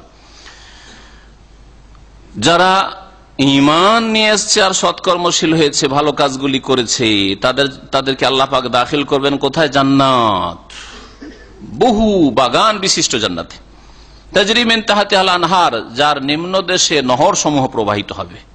ইউহাল্লাউনা ফিহা মিন আসাবিরা মিন যাহাব, আর সেখানে তাদেরকে অলংকৃত করা হবে, সাজানো হবে। দুনিয়ায় শুধু মহিলারাই অলংকার পরে, হ্যাঁ, আর তারা নিজেরাও খুব খুশি হয় অলংকার পরে, কারণ ওদের প্রকৃতি তো এটা আছে যে অলংকার পরলেই মজা লাগবে আর দেখতেও সুন্দর লাগবে, অন্যরা দেখলেও সুন্দর লাগবে। স্বামী যদি দেখে স্ত্রীকে অলংকার পরা অবস্থায়, এটা যদি বুড়ি মানুষকে 70 বছর অলংকার পরিয়ে দেন, হ্যাঁ, গলায় কানে আর হাতে পরিয়ে দেন, তোকে মনে হবে 30 বছর হয়ে গেছে। হ্যাঁ, আর মহিলাদের নেচারে প্রকৃতিতে এটা রাখা হয়েছে যে অলংকার পছন্দ করে, অলংকার পছন্দ করে, অলংকার না হইলে মনে শান্তি হবে না। হ্যাঁ, পছন্দ করে। পুরুষদের না, পুরুষদের মনে এইরকম কিছু নাই, কিন্তু যাদের প্রকৃতি বিকৃত হয়ে গেছে, ওই মহিলা চরিত্র হয়ে গেছে, তারা চেন পরে, স্বর্ণের চেন, স্বর্ণের ঘড়ি, হ্যাঁ, বুঝতে পারছেন, স্বর্ণের বালা, এদের চরিত্র খারাপ হয়ে গেছে, প্রকৃতি বিকৃত হয়ে গেছে, মাস্ক হয়ে গেছে। যেমন দাউদ আলাইহিস সালামের যুগে ওই ইহুদিদেরকে কি করা হয়েছিল, হ্যাঁ, তাদের হিল্লা করার কারণে শনিবারে মাছ ধরবো না, আল্লাহ মানা করেছে, তো ধরবো না, ঠিক আছে, তো ঘেরে রেখে দেবো, ধরবো রবিবারে, তো ধরা তো শনিবারে হইল, বুঝতে পারছেন। তো ওদেরকে কি করেছে আল্লাহ পাক রব্বুল আলামিন, চেহারা বিকৃত করে দিয়েছিলেন। চেহারা বিকৃত মানে মানুষের চেহারাকে বানরের চেহারা করে, কোন কেরাদাতান খাসেন, তাই না? একটা চেহারা বিকৃত আর একটা হচ্ছে অন্তর, ভিতরটা বিকৃত হওয়া। ভিতর বিকৃত হইলে ওকে হেদায়েত করা মুশকিল, ওকে হেদায়েত করা মুশকিল। একটা যদি কুৎসিত মানুষ থাকে আর ঈমান আমল ভালো থাকে তো ভাগ্যবান, কিন্তু দেখতে অতি সুন্দর। আর যদি তার প্রকৃতি বিকৃত হয়ে যায়, ঈমানের জায়গায় কুফরি, পুরুষের চরিত্র বাদে মহিলার চরিত্র, তাহলে তো গোমরাহ। তো আল্লাহ পাক যেন হেদায়েত দান করেন এইরকম পুরুষদেরকে যারা শ্বশুর বাড়ি থেকে চেনে দাবি করে। আর দিয়েও থাকে কিছু মূর্খ শ্বশুর আছে, আল্লাহ হেদায়েত করে এসব মুসলিম সমাজকে। কি করে জামাইকে চেন দিলাম, লা হাওলা ওয়ালা কুওয়াতা। হিন্দু সভ্যতা আর বিজাতির সভ্যতা মুসলিমরা তাদের অজ্ঞতার কারণে আর দিন থেকে, ইসলাম থেকে সরে যাওয়ার কারণে গ্রহণ করেছে। এটা হচ্ছে গোলামি, কাফেরদের গোলামি। আল্লাহ পাক রব্বুল আলামিন, দুনিয়া হচ্ছে কর্মজগৎ, সুতরাং এখানে হালাল হারাম সীমানা, বর্ডার নির্ধারণ করেছেন। এ পুরুষ, তোর জন্য অলংকার না, হে মহিলারা তোমরা অলংকার পরো। কিন্তু জান্নাতে আল্লাহ পাক অলংকার সবাইকে দেবেন, আপনার যত ইচ্ছা অলংকার পরেন, আপনি পুরুষও পড়বে, মহিলা দুইজনই পড়বে। আল্লাহ পাক বলছেন যে যারা জান্নাতে যাবে, ইউহাল্লাউনা ফিহা আসাওয়িরা মিন যাহাব, সেখানে তাদের স্বর্ণের কাঁকন দিয়ে অলংকৃত করা হবে। ইউহাল্লাউনা, তাদেরকে অলংকার পরানো হবে কিসের? স্বর্ণের কঙ্করের। এখানে স্বর্ণের কথা রয়েছে।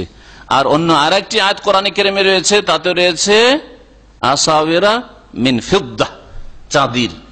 দুই আয়াতের সমন্বয় হচ্ছে যে আল্লাহ পাকের দুটোই নিয়ামত থাকবে। কখন আপনি চাইবেন যে না সবসময় স্বর্ণ স্বর্ণ গোল্ডেন ভালো লাগে না, ঠিক আছে রূপাও ব্যবহার করি, রূপাও দেবেন আল্লাহ রাব্বুল আলামিন। ওয়ালাকুম ফিহা মা তাশতাহি আনফুসুকুম। জি হ্যাঁ, ও লুলুয়া, আর মণিমুক্তাও দেওয়া হবে, মণিমুক্তারও কঙ্কন দেওয়া হবে। ওয়া লিবাসুহুম ফিহা হারির, দুনিয়ায় পুরুষের জন্য রেশম সিল্ক হারাম ছিল, কর্মজগতে হারাম ছিল, বদলার জগৎ ওইটা কর্ম আর নয়, তখন আল্লাহ পাক হালাল করে দিয়েছেন। যেমন মদ তখন জান্নাতে বড় নিয়ামত, তেমনি রেশম পুরুষদের জন্য, নারীদের জন্য, সকলের জন্য রেশমের কাপড় আল্লাহ পাকের নিয়ামত, স্বর্ণ আল্লাহ পাকের নিয়ামত। ওয়া লিবাসুহুম ফিহা হারির, জান্নাতে জান্নাতীদের পোশাক হবে রেশমের। আল্লাহ পাক আমাদেরকে যেন জান্নাতুল ফিরদৌস দান করেন। তবে নবী করিম সাল্লাল্লাহু আলাইহি ওয়াসাল্লাম বলেছেন, শুনেন, মান লাবিসাল হারিরা ফিদ দুনিয়া লাম ইয়ালবাসহা ফিল আখিরাহ, কেউ যদি দুনিয়াতে রেশম ব্যবহার করে, রেশমের কাপড় ব্যবহার করলেন, যে কোনো কাপড়ই হোক না কেন, গায়ের কাপড় আপনি ব্যবহার করলেন রেশমের, তাহলে আল্লাহ পাক জান্নাত আপনাকে দিলেও আপনার তৌহিদ ঠিক আছে, সুন্নতের অনুসারী, বাকি জীবনে ঠিক আছে, নামাজ ইবাদত বন্দেগী ঠিক আছে, ফরজ ওয়াজিব ঠিক আছে, কবিরা থেকে বেঁচে আছেন, কিন্তু একটা হারাম কাজ করেছেন। কি হারাম কাজ? রেশমের কাপড় পরেছেন। জান্নাতে গেলেও রেশমের কাপড় থেকে বঞ্চিত থাকবে। আল্লাহ রেশম পড়ার ইচ্ছা হচ্ছিল না, এটা তুই পাবি না, কারণ দুনিয়ায় আগে নিয়ে এনেছিস। দুনিয়ায় নগদ নগদ চেয়েছিলে তুমি, সেই জন্য দেওয়া হবে না। এইরকম হাদিস দুনিয়ায় যে মদ পান করেছে, এই নোংরা মদ, পচা সড়া মদ, মদ যারা তৈরি করে ওদের সম্পর্কে জেলে গেলে এই নোংরামি কথাগুলি শোনা যায়, তো গিয়ে শুনতাম জেলের মধ্যে কেমন করে মদ তৈরি করা, কেমন করে বলছে যে বাসি ভাত, রাত্রের ভাতটাকে কোথায় মাটিতে গর্ত করে কোথায় যে পুঁতে রেখে দিল, 2-3-4 দিন পর বের করছে পয়সা সরে, তখন ওতে নেশা হয়ে গেছে। এইরকম মদ খায়, আউযুবিল্লাহ। মানুষ কত নোংরা। আল্লাহ পাকের আযাবের বাস্তবায়ন যার উপর হয় এইরকমই হয়। এত সুন্দর ভাত, ওইটা খাওয়া তো অভিজ্ঞ হলো না, পচিয়ে সরিয়ে মাটিতে পুঁতে রাখার পর কয়েকদিন পর উঠিয়ে ওতে নেশা হয়েছে, তখন মদ বানিয়ে খাচ্ছে। তো কি বলছিলাম, যে যারা দুনিয়ায় মদ খাবে লাম ইয়াশরাবহা ফিল আখিরাহ, জান্নাতে আল্লাহ জান্নাত দিলেও সবগুলি অন্য আমল ঠিক আছে, কিন্তু মদখোর নামাজি, মদখোর মুআহিদ, শিরক করতো না, বিদআত করতো না, কিন্তু মদখোর হারাম খেত, এই একটা হারাম ছিল। আল্লাহ পাক ওই জান্নাতি যে মদের নিয়ামত রয়েছে, খামরিন লাযযাতিল লিশশারিবিন, বড়ই সুস্বাদু হবে পানকারীদের জন্য, এতে থেকে বঞ্চিত রাখবেন, দেবেন না আল্লাহ পাক। আল্লাহ পাক তারপরে ইরশাদ করেছেন ওয়াহুদু ইলা তাইয়্যিবি মিনাল কওলি ওয়াহুদু ইলা সিরাতিল হামিদ। এই জান্নাতে এসব নিয়ামত জান্নাতীদেরকে, ইমানদার সৎকর্মশীলকে আল্লাহ কেন দেবেন? কারণ ওয়াহুদু ইলা তাইয়্যিবি মিনাল কওল, এদেরকে পরিচালিত করা হয়েছিল ইলা তাইয়্যিবি মিনাল কওল, ভালো কথার দিকে, ভালো কথার দিকে এরা পরিচালিত হয়েছিল। ভালো কথা হচ্ছে লা ইলাহা ইল্লাল্লাহ। কোন কোন তাফসীরকাররা বলছেন আত-তাইয়্যিব মিনাল কওল মানে কালিমা তাইয়্যিবা, লা ইলাহা ইল্লাল্লাহ, আল্লাহ ছাড়া কেউ সত্য মাবুদ নেই। যেহেতু লা ইলাহা ইল্লাল্লাহর প্রতিষ্ঠা করেছিল, শিরক করেনি, আল্লাহর হক নষ্ট করেনি, রাসূলের হক নষ্ট করেনি, আল্লাহ পাকের হক আদায় করেছে, ইবাদত বন্দেগী করেছে, আল্লাহর আদেশ নিষেধ মেনে চলেছে, সেই জন্য জান্নাত পেয়েছে। হুদু ইলা তাইয়্যিব মিনাল কওল। কেউ কেউ বলেছেন আত-তাইয়্যিব মিনাল কওল মানে শুধু লা ইলাহা ইল্লাল্লাহ বোঝানো হয়নি, এখানে আল কোরআনুল কারীম, কোরআনে কারীম বোঝানো হয়েছে। আর কোরআনে কারীমের সব আয়াত, সমস্ত বিধিবিধান হচ্ছে কি তাইয়্যিব, পাক পবিত্র এবং উত্তম। তো এদেরকে পরিচালিত করা হয়েছিল দুনিয়াতে ভালো কথার দিকে, মানে কোরআনে কারীমের দিকে, কোরআনে কারীমের দিকে এদেরকে রাস্তা দেখানো, কোরআনী জীবন এদেরকে দেখানো হয়েছিল, আর কোরআনী জীবন এরা গড়েছিল। ব্যক্তি জীবন ছিল কোরআনী জীবন, ওহীর জীবন, পারিবারিক জীবন ছিল ওহীর জীবন, কোরআনে কারীমের জীবন আসমানি সিলেবাসের জীবন, সামাজিক জীবন, অর্থনীতি, রাষ্ট্রনীতি, সবকিছুকে যার যেখানে ক্ষমতা রয়েছে সেখানে এরা কোরআনী জীবন গড়েছিল। ওয়াহুদু ইলা তাইয়্যিব মিনাল কওল ওয়াহুদু ইলা সিরাতিল হামিদ, এবং তাদেরকে পরিচালিত করা হয়েছিল প্রশংসিত আল্লাহ পাকের রাস্তার দিকে, সিরাতে মুস্তাকিমের দিকে। আর সিরাতে মুস্তাকিমের শেষ প্রান্তে জান্নাত রয়েছে। দুনিয়ায় যেহেতু সিরাতে মুস্তাকিমের ওপর ছিল, আর ওই রাস্তা অন্তর থেকে কামনা করতো, শুধু মন্ত্র পড়তো না সূরা ফাতিহার। কারণ অধিকাংশ মুসলিমরা আজকাল নামাজে তো সূরা ফাতিহা পড়ে, কিন্তু মন্ত্রের মতোই পড়ে, আবার পাপও করে। তাহলে কোন সিরাতে মুস্তাকিম চাইছেন আপনি? হ্যাঁ, আপনার আকীদায় যদি খারাপই থাকে, সুন্নতের জায়গায় বিদআত থাকে, তো সিরাতে মুস্তাকিম আপনি মুখে বলছেন ইহদিনাস সিরাতাল মুস্তাকিম, সিরাতাল লাযিনা আনআমতা আলাইহিম, পুরস্কৃতদের রাস্তা, পুরস্কৃতদের রাস্তা, কিন্তু সেই পথে তো চলছেন না আপনি। প্রশংসিত আল্লাহ পাক রব্বুল আলামিন, আল হামিদ মানে মাহমুদ, তার রাস্তা হচ্ছে সিরাতে মুস্তাকিম। সেই রাস্তায় যেহেতু পরিচালিত হয়েছিল, সেই জন্য জান্নাত পেয়েছে আল্লাহ পাক রব্বুল আলামিন। তারপরে ওই সব কাফেরদের কথা উল্লেখ করেছেন, যারা নিজেরাও কুফরি করে, নিজেরাও হক সত্য মানতে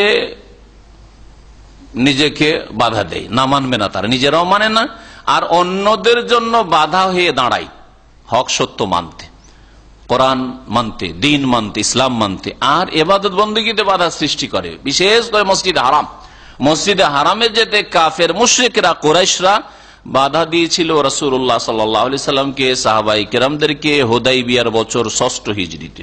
নবী সাল্লাল্লাহু আলাইহি সাল্লাম ১৪০০ সাহাবায়ে কেরামদেরকে নিয়ে যখন মক্কার উদ্দেশ্যে উমরা করার জন্য গেলেন, হুদাইবিয়া নামক স্থানে পৌঁছিতেই কাফেররা বাধায় দাঁড়ালো, এবারে তো ঢুকতে দিবই না মুহাম্মদকে, আমাদের দখলে মক্কা, কি করে আসলে আমাদের বিনা অনুমতিতে দেব না ঢুকতে, দিলই না।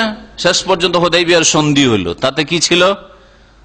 হ্যাঁ, জিদ পুরা করলো কাফেররা, মুহাম্মদ সাথী সঙ্গী নিয়ে আসবে, কিন্তু এই বছর না, না হলে আমাদের হার মানা হলো, আগামী বছর আসবে।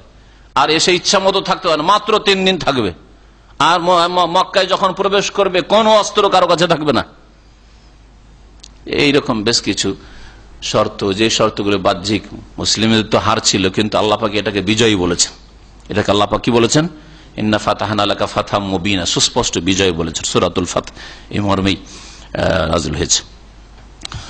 তো আল্লাহ পাক রব্বুল এই কাফেরদের সম্পর্কে বলছেন, আর এইরকমই যে কোনো মসজিদে ইবাদত বন্দেগীতে বাধা যদি সৃষ্টি করে, দিন ইসলাম কবুল করতে বাধা সৃষ্টি করে, মুসলমান হতে চাইছে বাধা দেবে না, কেন মুসলিম হবে, বাধা সৃষ্টি যদি করে, এই জালেমরাও এই আয়াতের আওতাভুক্ত।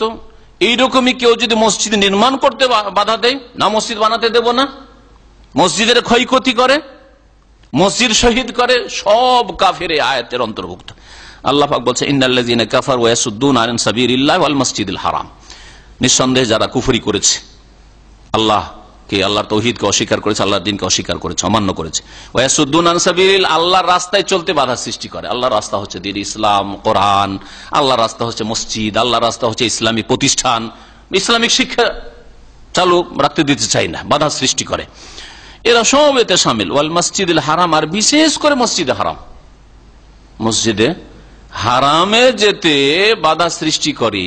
আর অন্য আয়াতে রয়েছে আম, যে কোনো মসজিদের কথা, ওমান আযলামু মিম্মান মানা মাসাজিদাল্লাহি আন ইউযকারা ফিহা ইসমুহু ওয়া সাআ ফি খারাবিহা উলাইকা মা কানা লাহুম আন ইয়াদখুলুহা ইল্লা খায়িফিন লাহুম ফিদ দুনিয়া খিজুন ওয়া লাহুম ফিল আখিরাতি আযাবুন আযীম। সুবহানাল্লাহ, আল্লাহ পাক বলছেন, ওর চেয়ে বড় জালেম আর পৃথিবীতে কেউ নাই। মিম্মান মানা মাসাজিদাল্লাহ, যারা আল্লাহর মসজিদে যেতে বা মসজিদ বানাতে, মসজিদের খেদমত করতে, মসজিদে ইসলাম চর্চা করতে বাধা সৃষ্টি করে। আইয়ুযকারা ফিহা ইসমুহু, আল্লাহ পাকের জিকির আজকার হবে, নামাজ হবে, এতে বাধা সৃষ্টি করে, এদের চাইতে বড় জালেম কেউ নেই। সে আয়াতের লম্বা তাফসিরে যাচ্ছে না, ফিরে আসি আমাদের সূরা হজের যে আয়াত সামনে রয়েছে তার তাফসিরে। তো আল্লাহ পাকের যে কোনো মসজিদে যেতে যদি যে কোনো ধরনের বাধা সৃষ্টি করে, তারা বড় জালেম, আল্লাহ পাক বলেছেন। মসজিদে হারামে যেতে যদি বাধা সৃষ্টি করে, আরো বড় জালেম। আল্লাযী জাআলনাহু লিন-নাসি সাওয়া, যেই মসজিদে হারামকে, সম্মানিত ঘরকে, বাইতুল্লাহ, আল্লাহ পাকের কাবা গৃহকে, আল্লাহ পাক বলছেন আমি তাকে করে দিয়েছি মানব জাতির জন্য, মানে প্রত্যেক মুমিন বিশ্বাসীর জন্য, সাওয়া, সমান করে দিয়েছি, সমান অধিকার রয়েছে বাইতুল্লাহ। আল আকিফ ফিহি ওয়াল বাদ, সেখানে সমান কে, আল আকিফ সেখানকার স্থানীয় বাসিন্দা, আল আকিফ মানে স্থানীয় বাসিন্দা, ওয়াল বাদ মানে বহিরাগত লোকেরা, যারা বাইরে থেকে আসছে। মক্কায় বাড়ি আছে সেজন্য দাপট, মদিনায় বাড়ি সেজন্য দাপট, সৌদি আরবে বাড়ি সেজন্য দাপট, এখানকার আপনার একামা আছে সেজন্য আপনার দাপট, এটা চলবে না। আপনার যতটা অধিকার ততটাই সারা পৃথিবীর যে কোনো দুনিয়া থেকে আসুক ততটাই অধিকার রাখে মসজিদ হারামে ইবাদত বন্দি করার ক্ষেত্রে, এতেকাফ করার ক্ষেত্রে, তাওয়াফ করার ক্ষেত্রে, হজ উমরা করার ক্ষেত্রে একই রকমের হক রাখে। আল্লাহ পাক বলছেন, সাওয়া আনিল আকিফু ফিহি ওয়াল বাদ ওয়া মান ইউরিদ ফিহি বিল হাদিম বিজুলম। সুতরাং হে কাফের মুশরিকরা, এই কথাটাও এর সাথে মিলিয়ে নেন যে তোমরা রাসূলুল্লাহ সাল্লাল্লাহু আলাইহি ওয়াসাল্লাম সাহাবায়ে কেরামদেরকে মক্কায় যেতে চেয়েছিলেন, তারা উমরা করার জন্য যেতে বাধা সৃষ্টি করলে এটা তোমাদের অধিকার নয়। তোমরা যেমন মক্কায় বসবাস করছো, তোমাদের যেমন অধিকার রয়েছে মক্কায়, তেমনই রাসূলুল্লাহ সাহাবায়ে কেরাম যারা হিজরত করে চলে গেছেন মদিনা, তাদের ওই রকম সমান অধিকার রয়েছে। ওয়া ইউরিদ ফিহি বিল হাদিম বিজুলমিন নুযিকহু মিন আযাবিন আলীম। আল্লাহ পাক বলছেন যে আর যে কেউ সেখানে, মানে মসজিদে হারামে, মসজিদে হারাম মানে শুধু মসজিদের চত্বরটাই নয়, মসজিদে হারামের ব্যাপক অর্থ হচ্ছে, আর এটাই হচ্ছে সঠিক, মসজিদে হারাম মানে যতদূর পর্যন্ত হারামের এরিয়া রয়েছে, বর্ডার রয়েছে।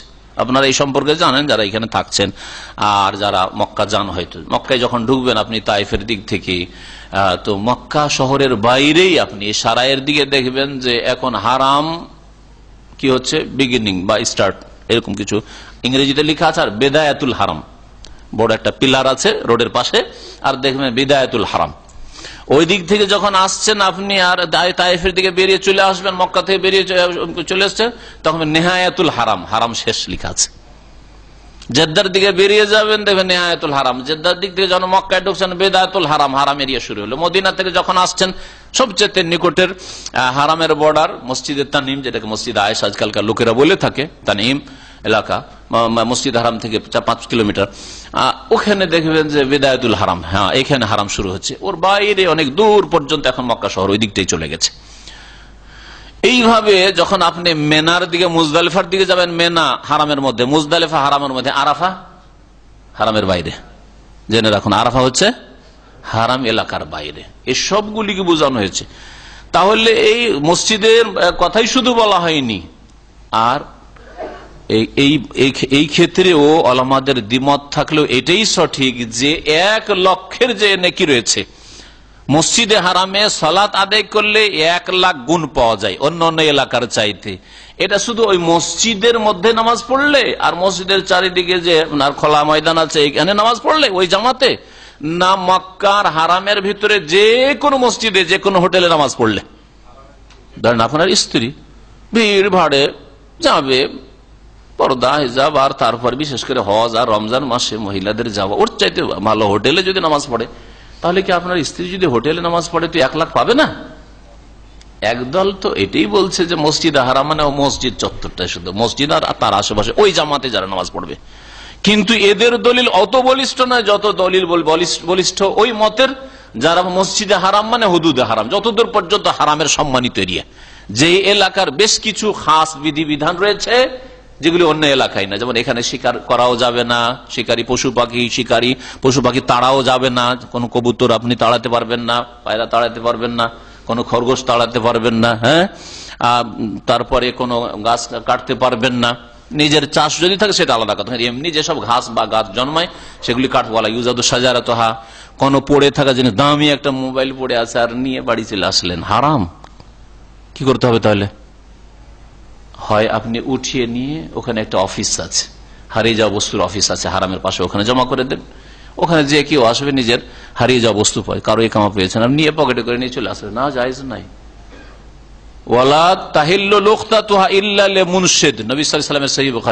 সেখানকার হারিয়ে যাওয়া বস্তু কারো জন্য হালাল নয়, অন্য জায়গায় 1 বছর পরে হালাল। দামামে কোনো জিনিস পেলেন আর হদিস পাচ্ছেন না, কোনো খোঁজ খবর পেলেন, এদিক ওদিক জানাবার চেষ্টা করলেন কিন্তু কেউ খোঁজ করতে আসলো না, তাহলে 1 বছর পরে ফাঁসানো কাবে, তোমার ইচ্ছা, তুমি যা করবে তাই করো। কিন্তু মক্কাতুল মুকাররমায় হুদুদ হারামের ভিতরে, হুদুদ হারামে যদি কোনো হারিয়ে যাওয়া বস্তু পান তাহলে চিরকাল আপনাকে ঘোষণা করতে থাকতে হবে, আর সেটা ব্যবহারই করতে পারবেন না, আপনি ব্যবহারই করতে পারবেন না। তাহলে হয় জমা করে দেন নিয়ে গিয়ে, যাতে করে যারা বদ প্রকৃতির মানুষ ওরা আবার নিয়ে চলে না, যে আপনার ইমান আলহামদুলিল্লাহ আছে যে আমি আল্লাহকে ভয় করি সুতরাং জমা করে দেন, ওইটা ভালো যে ওই ব্যক্তি পেয়ে যাবে হয়তো। আর না হলে যদি আপনি জমা না করতে পারেন তো পকেটে করে নিয়ে বাইরে বেরোবেন না সেখান থেকে। কিন্তু হুদুদ হারামের বাইরে যখন আরাফায় চলে যাবেন, আপনি তাইফ চলে আসেন, জিদ্দা চলে আসছেন, হ্যাঁ, তখন এখানকার যেমন হুকুম সারা দুনিয়ার হুকুম বিধিবিধান তখন ওই রকম ওখানে।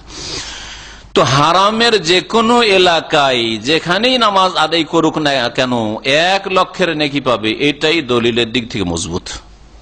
মাসলা কোনদিন শুনেছেন না নতুন শুনলেন? কারা পুরাতন এর আগে শুনেছেন এই মাসলা? হ্যাঁ, অল্প কিছু এর দলিলের পিছনে এর তফসির হবে না, দলিল আছে। মোট কথা যখন ফিকহ মাসলা মাসাইল চলবে তখন ইনশাআল্লাহ এগুলি দলিল পেশ করা হবে। আল্লাহ পাক রব্বুল বলছেন ওয়ামান ইউরিদ ফিহি, এই হারামের এলাকায় যে কেউ ইচ্ছা করবে, আরাদা ইউরিদু থেকে ইউরিদ, ফিহি মানে বিল মসজিদুল হারাম, বিল হারাম, বিইলহাদিম বিজুলমিন, অন্যায়ভাবে ইসলাম দ্রোহিতার, অন্যায়ভাবে অন্যায় করার, পাপ করার। ওয়ামান ইউরিদ ফিহি, যেই ব্যক্তি মসজিদে হারামে ইচ্ছা করবে, বিইলহাদিন পাপ করার, জুলম করার, বেজুলমিন অন্যায়ভাবে, আর যে কোনো পাপ হচ্ছে অন্যায়। আল্লাহর হকের ক্ষেত্রেও যদি পাপ হয় তবু অন্যায় জুলম, আর মানুষের হক নষ্ট করেন তবুও জুলম, আর যদি ব্যক্তি জীবনে গুনাহ করেন তবুও জুলম, শিরক করেন সবচেয়ে বড় জুলম, ইন্না শিরকা লাযুলমুন আযীম। তাহলে হারামের এলাকায় কেউ যদি শিরক করে, আল্লাহর হক নষ্ট করলো, বড় জালেম। হারামের এলাকায় শিরক করার যদি ইচ্ছা করে, ধরে হারামের এলাকায় কেউ যদি বিদআত করার ইচ্ছা করে, মসজিদ হারামে গিয়ে ওই দেয়ালগুলোকে চুমা দেয়, হ্যাঁ, দরজাতে চুমা দেয়, কাবা ঘরের শুধু হাজরা আসওয়াদ না, যেখানে সেখানে চুমা দেয়, হ্যাঁ, এটা জুলম নাই, এলহাদ নাই, পাপ নয়, নবীর আদর্শ নয়। এটা নবীর আদর্শ হচ্ছে শুধু ওই হাজরা আসওয়াদে ওই কালো পাথরে চুমা দেওয়া। এছাড়া যে কোনো গুনাহ, ওখানে যে কেউ গুনাহ করবে, যারা নামাজ পড়ে না, যারা জামাত ছাড়ে, যারা ওখানে হারাম খায়, হারাম কাজ করে, হারাম উপার্জন করে, যারা বেঈমানি করে, যারা চুরি করে, জি হ্যাঁ চুরি করে, পকেট মারে, এমনও বদ প্রকৃতির মুসলিম আছে ওখানে, কিন্তু হিন্দু আর কাফের তো ঢুকে না, যে আপনি তওয়াফ করছেন, ওইখানে আপনার পকেট মারে। জি, যে কোনো পাপ করার যদি ইচ্ছা করে, আল্লাহ বলছে পাপ করা বলেননি, পাপ করা যদি ইচ্ছা করে তাহলে আল্লাহ কি শাস্তি দেবেন বলছেন, নজিকহু মিন আযাবিন আলীম, তাহলে তাকে বড় যন্ত্রণাদায়ক শাস্তি আসাদন করাবো। আল্লাহ পাক যন্ত্রণাদায়ক শাস্তি দেবেন যদি পাপের ইচ্ছা করে। মক্কায় গিয়েছে, এখান থেকে উদ্দেশ্য হচ্ছে মক্কায় গিয়ে ও চুরি করবে, মক্কায় গিয়ে মারামারি করবে, হ্যাঁ, এই উদ্দেশ্য নিয়ে গেছে। আবরাহা কি জন্য এসেছিল? মক্কায় গিয়ে কাবা ঘর ভাঙবো, আর যদি সামনে কেউ আসে সবকে মারবো, তাই না? ইচ্ছা করেছিল, করতে পারেননি। আগে মক্কা ঢোকার আগেই ওই মেনার মুজদালিফার মাঝখানে ওয়াদি মহাসের যেটাকে বলা হয়, হ্যাঁ, এই উপত্যকা, সেখানে আল্লাহ পাক ধ্বংস করে দিলেন হস্তি বাহিনীকে, তাই না? আল্লাহ পাক রব্বুল আলামিন তায়রান আবাবিল, ছোট ছোট পাখি, আর তারমিহিম বিহিজারাতিন মিন সিজিল, ক্ষুদ্র ক্ষুদ্র কঙ্কর পাথর দিয়ে আল্লাহ পাক শেষ করে দিলেন। ইচ্ছা করেছিল, দেখলেন না? তাহলে এই রকমের যে কোনো পাপের ইচ্ছা করলে এর চাইতে কঠোর শাস্তির কথা কোন ক্ষেত্রে বলা হয়নি, কোন গুনার ক্ষেত্রে বলা হয়নি যে পৃথিবীতে যে গুনার ইচ্ছা করলে আল্লাহ ধরে নেবেন, গুনার ইচ্ছা করলে কঠোর শাস্তি দেবেন, এইরকম কঠোর বাণী আল্লাহ পাক কোন বিষয় উচ্চারণ করেনি। একমাত্র মক্কাতুল মুকাররমা, একমাত্র হুদুদে হারাম সম্পর্কে আল্লাহ পাক বলেছেন। সুতরাং যারা মক্কায় বসবাস করে, মক্কায় চাকরি করে, আল্লাহ পাকের বড় নিয়ামত, এইখানেও নামাজ পড়ে না, এখানেও হারাম খায়, এখানে হারাম কাজ করে, এখানে অন্যায় কাজ করে, নামাজ হচ্ছে আর এরা ঘরে বসে থাকে, ফিল্ম দেখে, মক্কায় কত রকমের পাপ হয়। তো এসব কথা না বলাই ভালো। যারা ওইসব পাপের সমাজে গিয়েছে তারাই বুঝবে, কিন্তু আমাদের কাছে আমরা না গেলেও এই খবরগুলি আসতে থাকে। যারা আল্লাহ পাকের বড় নিয়ামত পায়, নিয়ামতের মর্যাদা দেয় না, সব সময় আল্লাহ পাকের বড় নিয়ামত পেলে মর্যাদা দেয় না, ওর কাছে হালকা হয়ে যায়। অল্প সময়ের জন্য যদি আপনি যান, এক সপ্তাহের জন্য মক্কা যান, মদিনা যান, আপনার অন্তরে যে শ্রদ্ধা, আপনার অন্তরে যে এহতরাম, আর আপনার অন্তরে যে আগ্রহ যে আমি কিছু করে যাব এখান থেকে, রাত দিন কয়েক বছর ধরে থাকছে না, নেই। ধীরে ধীরে অধিকাংশ মুসলিমদের অবস্থা এরকম, যারা এইরকম পবিত্র স্থানে বসবাস করার সুযোগ পেয়েছে, আল্লাহ পাক তাদের অধিকাংশকে বদনসিবও করেছে। যদি আলহামদুলিল্লাহ অনেকে ভালো আছেন, কিন্তু অধিকাংশ তাদের বড় হতভাগা, তাদের জন্য কঠোর শাস্তি রয়েছে।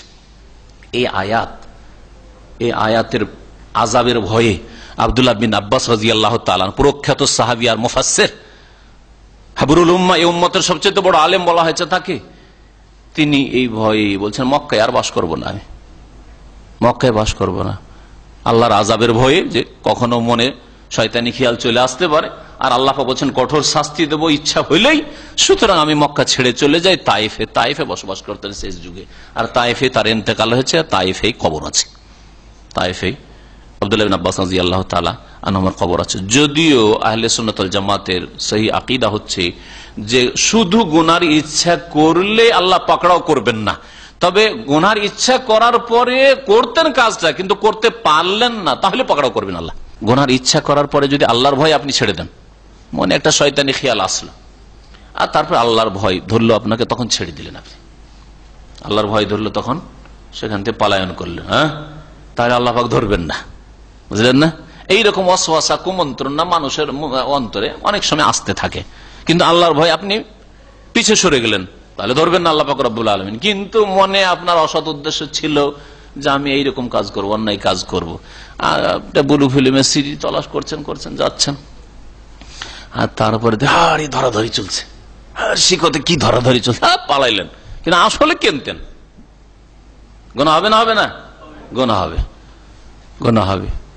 এই গুনাহ যদি কেউ সারা পৃথিবীর অন্য কোন জায়গায় করে, তো শুধু ইচ্ছার উপর হয়তো কঠোর শাস্তি আল্লাহ দেবেন না, যদিও শাস্তি রয়েছে যদি আল্লাহ সন্তুষ্ট না ছেড়ে থাকে। হ্যাঁ, মক্কায় যদি ইচ্ছা করে, ইচ্ছার উপরে আল্লাহ কঠোর শাস্তি দেবেন, এই আয়াতে রয়েছে নজিকহু মিন আযাবিন আলীম। আল্লাহ পাক রব্বুল আলামিন আমাদেরকে যেন মক্কাতুল মুকাররমার আর এইরকমই পবিত্র ভূমি যেগুলি রয়েছে সেগুলি শ্রদ্ধা সম্মানে তৌফিক দান করেন। আর পবিত্র ভূমি একমাত্র মক্কাতুল মুকাররমা, হারাম, আর তারপরে মদিনা মুনাওয়ারা, মসজিদে নববী আর বাইতুল মুকাদ্দাস। এছাড়া পবিত্র ভূমির নামে আমাদের দেশে যে শরীফ রয়েছে, এসব শরীফ আসলে শরীফ নয়, সব জায়গায় সমান। বরং যেখানে যে জায়গাগুলোকে শরীফ বলা হচ্ছে, মাজার শরীফ আর অমুক শরীফ, সেই শরীফগুলোতে এত বড় শিরক হচ্ছে যে হিন্দুরাও লজ্জিত হয়ে যাবে। আল্লাহ পাক যেন মুসলিম উম্মাহকে হেদায়েত দান করেন। মহান আল্লাহ তারপরে কাবা ঘর নির্মাণের কথা উল্লেখ করেছেন। ইব্রাহিম আলাইহিস সালামকে দিয়ে আল্লাহ পাক যে কাবা ঘরের নির্মাণ করেছিলেন অথবা পুনর্নির্মাণ করেছিলেন, এই বিষয়ে ইখতিলাফ রয়েছে যে সর্বপ্রথম এই কাবা ঘর কে তৈরি করেছেন। একদল বলছেন ইব্রাহিম আলাইহিস সালামই প্রথম তৈরি করেছেন, তার আগে কাবা ঘর কখনো তৈরি হয়নি। আর একদল বলছেন না, কাবা ঘর প্রথম আল্লাহ পাক কোন আদি যুগে ফেরেশতাদের মালাইকা দিয়ে তৈরি করেছিলেন, নির্মাণ করেছিলেন, আর তারপরে কত যুগে তার পুনর্নির্মাণ হয়েছে, মেরামত হয়েছে। নূহ আলাইহিস সালামের বন্যায় বা যে কোনো সময় হোক তা একবার নিশ্চিহ্ন হয়ে গেছিল, নাম নিশানা ছিল না এই কাবা গৃহের। ইব্রাহিম আলাইহিস সালামকে আল্লাহ পাক ওই জায়গা দেখিয়ে দিলেন যে এখানে আমার ঘর রয়েছে, এই জায়গায় তুমি এই কাবা ঘর নির্মাণ করো। ওই আয়াত এখানে রয়েছে। এক্ষেত্রে এই দুটি মতই রয়েছে, আল্লাহু আলাম, আল্লাহ ভালো জানেন। ওয়াইদ বাওয়ানা লিইব্রাহিম মাকানাল বাইত, স্মরণ করো যখন আমি নির্ধারণ করে দিলাম। বাওয়া মানে হচ্ছে স্থান দেওয়া, জায়গা দেওয়া। তো আল্লাহ পাক রব্বুল আলামিন ওই জায়গাটি নির্ধারণ করে দিলেন ইব্রাহিম, ইব্রাহিম আলাইহিস সালামের জন্য মাকানাল বাইত, বাইতুল্লাহর স্থানটিকে, যে এই জায়গায় আমার ঘর রয়েছে, কাবা ঘর রয়েছে। আর সেই ঘর নির্মাণ করতে বললাম, যে কাবা ঘর নির্মাণের কথা সূরা বাকারাতে রয়েছে, যে ওয়াইজারফা ইব্রাহিমুল কওয়াইদা মিনাল বাইত ওয়া ইসমাঈল রব্বানা তাকাব্বাল মিন্না ইন্নাকা আনতাস সামিউল আলিম। স্মরণ করো যখন ইব্রাহিম আলাইহিস সালাম এবং তার পুত্র ইসমাইল কি করছিলেন, ইয়ারফা ইব্রাহিমুল কওয়াইদা মিনাল বাইত, বাইতুল্লাহর ভিত্তি স্থাপন করছিলেন আর বাইতুল্লাহর ঘর নির্মাণ করছিলেন তার ছেলেকে সাথে নিয়ে। আর উভয়ে দোয়া করছে রব্বানা তাকাব্বাল মিন্না ইন্নাকা আনতাস সামিউল আলিম। এই দোয়াটি ইব্রাহিম আলাইহিস সালামের দোয়া করছিলেন আর ইট লাগাচ্ছিলেন, ইট সেট করছেন ইব্রাহিম আলাইহিস সালাম, আর ছেলে ইট নিয়ে গিয়ে দিচ্ছেন ইসমাইল আলাইহিস সালাম। দুই নবীকে দিয়ে আল্লাহ পাক রব্বুল আলামিন এই ঘর নির্মাণ করেন। কত পবিত্র ঘর, কত পবিত্র ঘর। আর আল্লাহ পাকের শুকরিয়া আদায় করেন যে আল্লাহ পাক আপনাদেরকে তৌফিক দান করেছেন। আপনাদের সাথে বড় বড় পয়সাওয়ালা ধনী দেশে রয়েছে যাদের এই মক্কা নসিব হয়নি, কাবা ঘর দেখা নসিব হয়নি, হজ উমরা নসিব হয়নি। সুতরাং আল্লাহ পাকের যেন হক আদায় করা আমাদের তৌফিক দান করেন। আল্লাহ পাক আরো বললেন যে ইব্রাহিম আলাইহিস সালামকে এই ঘর কেন নির্মাণ করলে, দেখানোর জন্য, প্রদর্শনীর জন্য না, না না, আল্লাহ তুশরিক বি শাইআ, আমার সাথে এই মর্মে এই উদ্দেশ্যে নির্মাণ করা হইল। আর এই কাবা ঘরের জায়গা দেখিয়ে দেওয়া হইল যে তুমি আমার সাথে কোনো কিছুকে শরিক করবে না, শিরিক চলবে না। এই জায়গা মক্কা নগরী শিরক মুক্ত থাকবে। যেই মক্কা নগরীকে কম পক্ষে পৃথিবীর পবিত্র স্থান শিরক মুক্ত থাক, আল্লাহ ছাড়া আর কাউকে সেজদা যেন এই মক্কায় না হয়, এই উদ্দেশ্যে ইব্রাহিম আলাইহিস সালামকে দিয়ে আল্লাহ পাক কাবা ঘর নির্মাণ করে নিলেন। কিন্তু সেই কাবা ঘর কেউ নাপাক করে ছাড়লো আরব মুশরিকরা, কুরাইশরা 360টা মূর্তি তার চারিপাশে রেখে। আল্লাহ পাক বলছেন ওয়াতাহির বাইতিয়া। আর ইব্রাহিম আলাইহিস সালামকে আমি এই কথাও বলেছিলাম যে আমার ঘরটাকে পাক পবিত্র রাখবে লিত্তাইফিন, তওয়াফকারীদের জন্য, যারা তওয়াফ করতে আসবে তারা এসে এখানে যেন শিরকে মেলা না দেখে, যে শিরকও চলছে আর তওয়াফও হচ্ছে। তওয়াফ হচ্ছে আল্লাহর জন্য আর আবার ওই দেবদেবীর জন্য না, এইরকম না হয়। ওয়াল কায়েমিন, আর নামাজে দণ্ডায়মান লোকদের জন্য, সালাতে যারা দাঁড়াবে, কায়েমিন আলিস সালাত, এখানে যারা কিয়াম করবে মানে দাঁড়িয়ে নামাজ পড়বে, আর দাঁড়িয়ে যদি ফরজ নামাজ পড়তে পারে তো বসে নামাজ পড়া জায়েজ নয়, এজন্য আল্লাহ কায়েমিন বলেছেন। ওয়া রুকাই সুজুদ, আর রুকু সিজদাকারীদের জন্য পাক পবিত্র রাখবে। পাক পবিত্র রাখা সার্বিক দিক থেকে সবচেয়ে বড় পবিত্রতা হচ্ছে শিরক মুক্ত রাখা, তারপরে বিদআত মুক্ত রাখা, এটা সবচেয়ে বড় পবিত্রতা। কারণ খুব পরিষ্কার পরিচ্ছন্ন রাখলেন আর প্রচুর পয়সা খরচ করলেন, হ্যাঁ, আর কার্পেট কি দামি দামি আর কি মার্বেল, কিন্তু সেখানে যদি শিরক হয়, সেখানে যদি বিদআত হয়, তাহলে পাক করলেন না, আপনি পাক করলেন।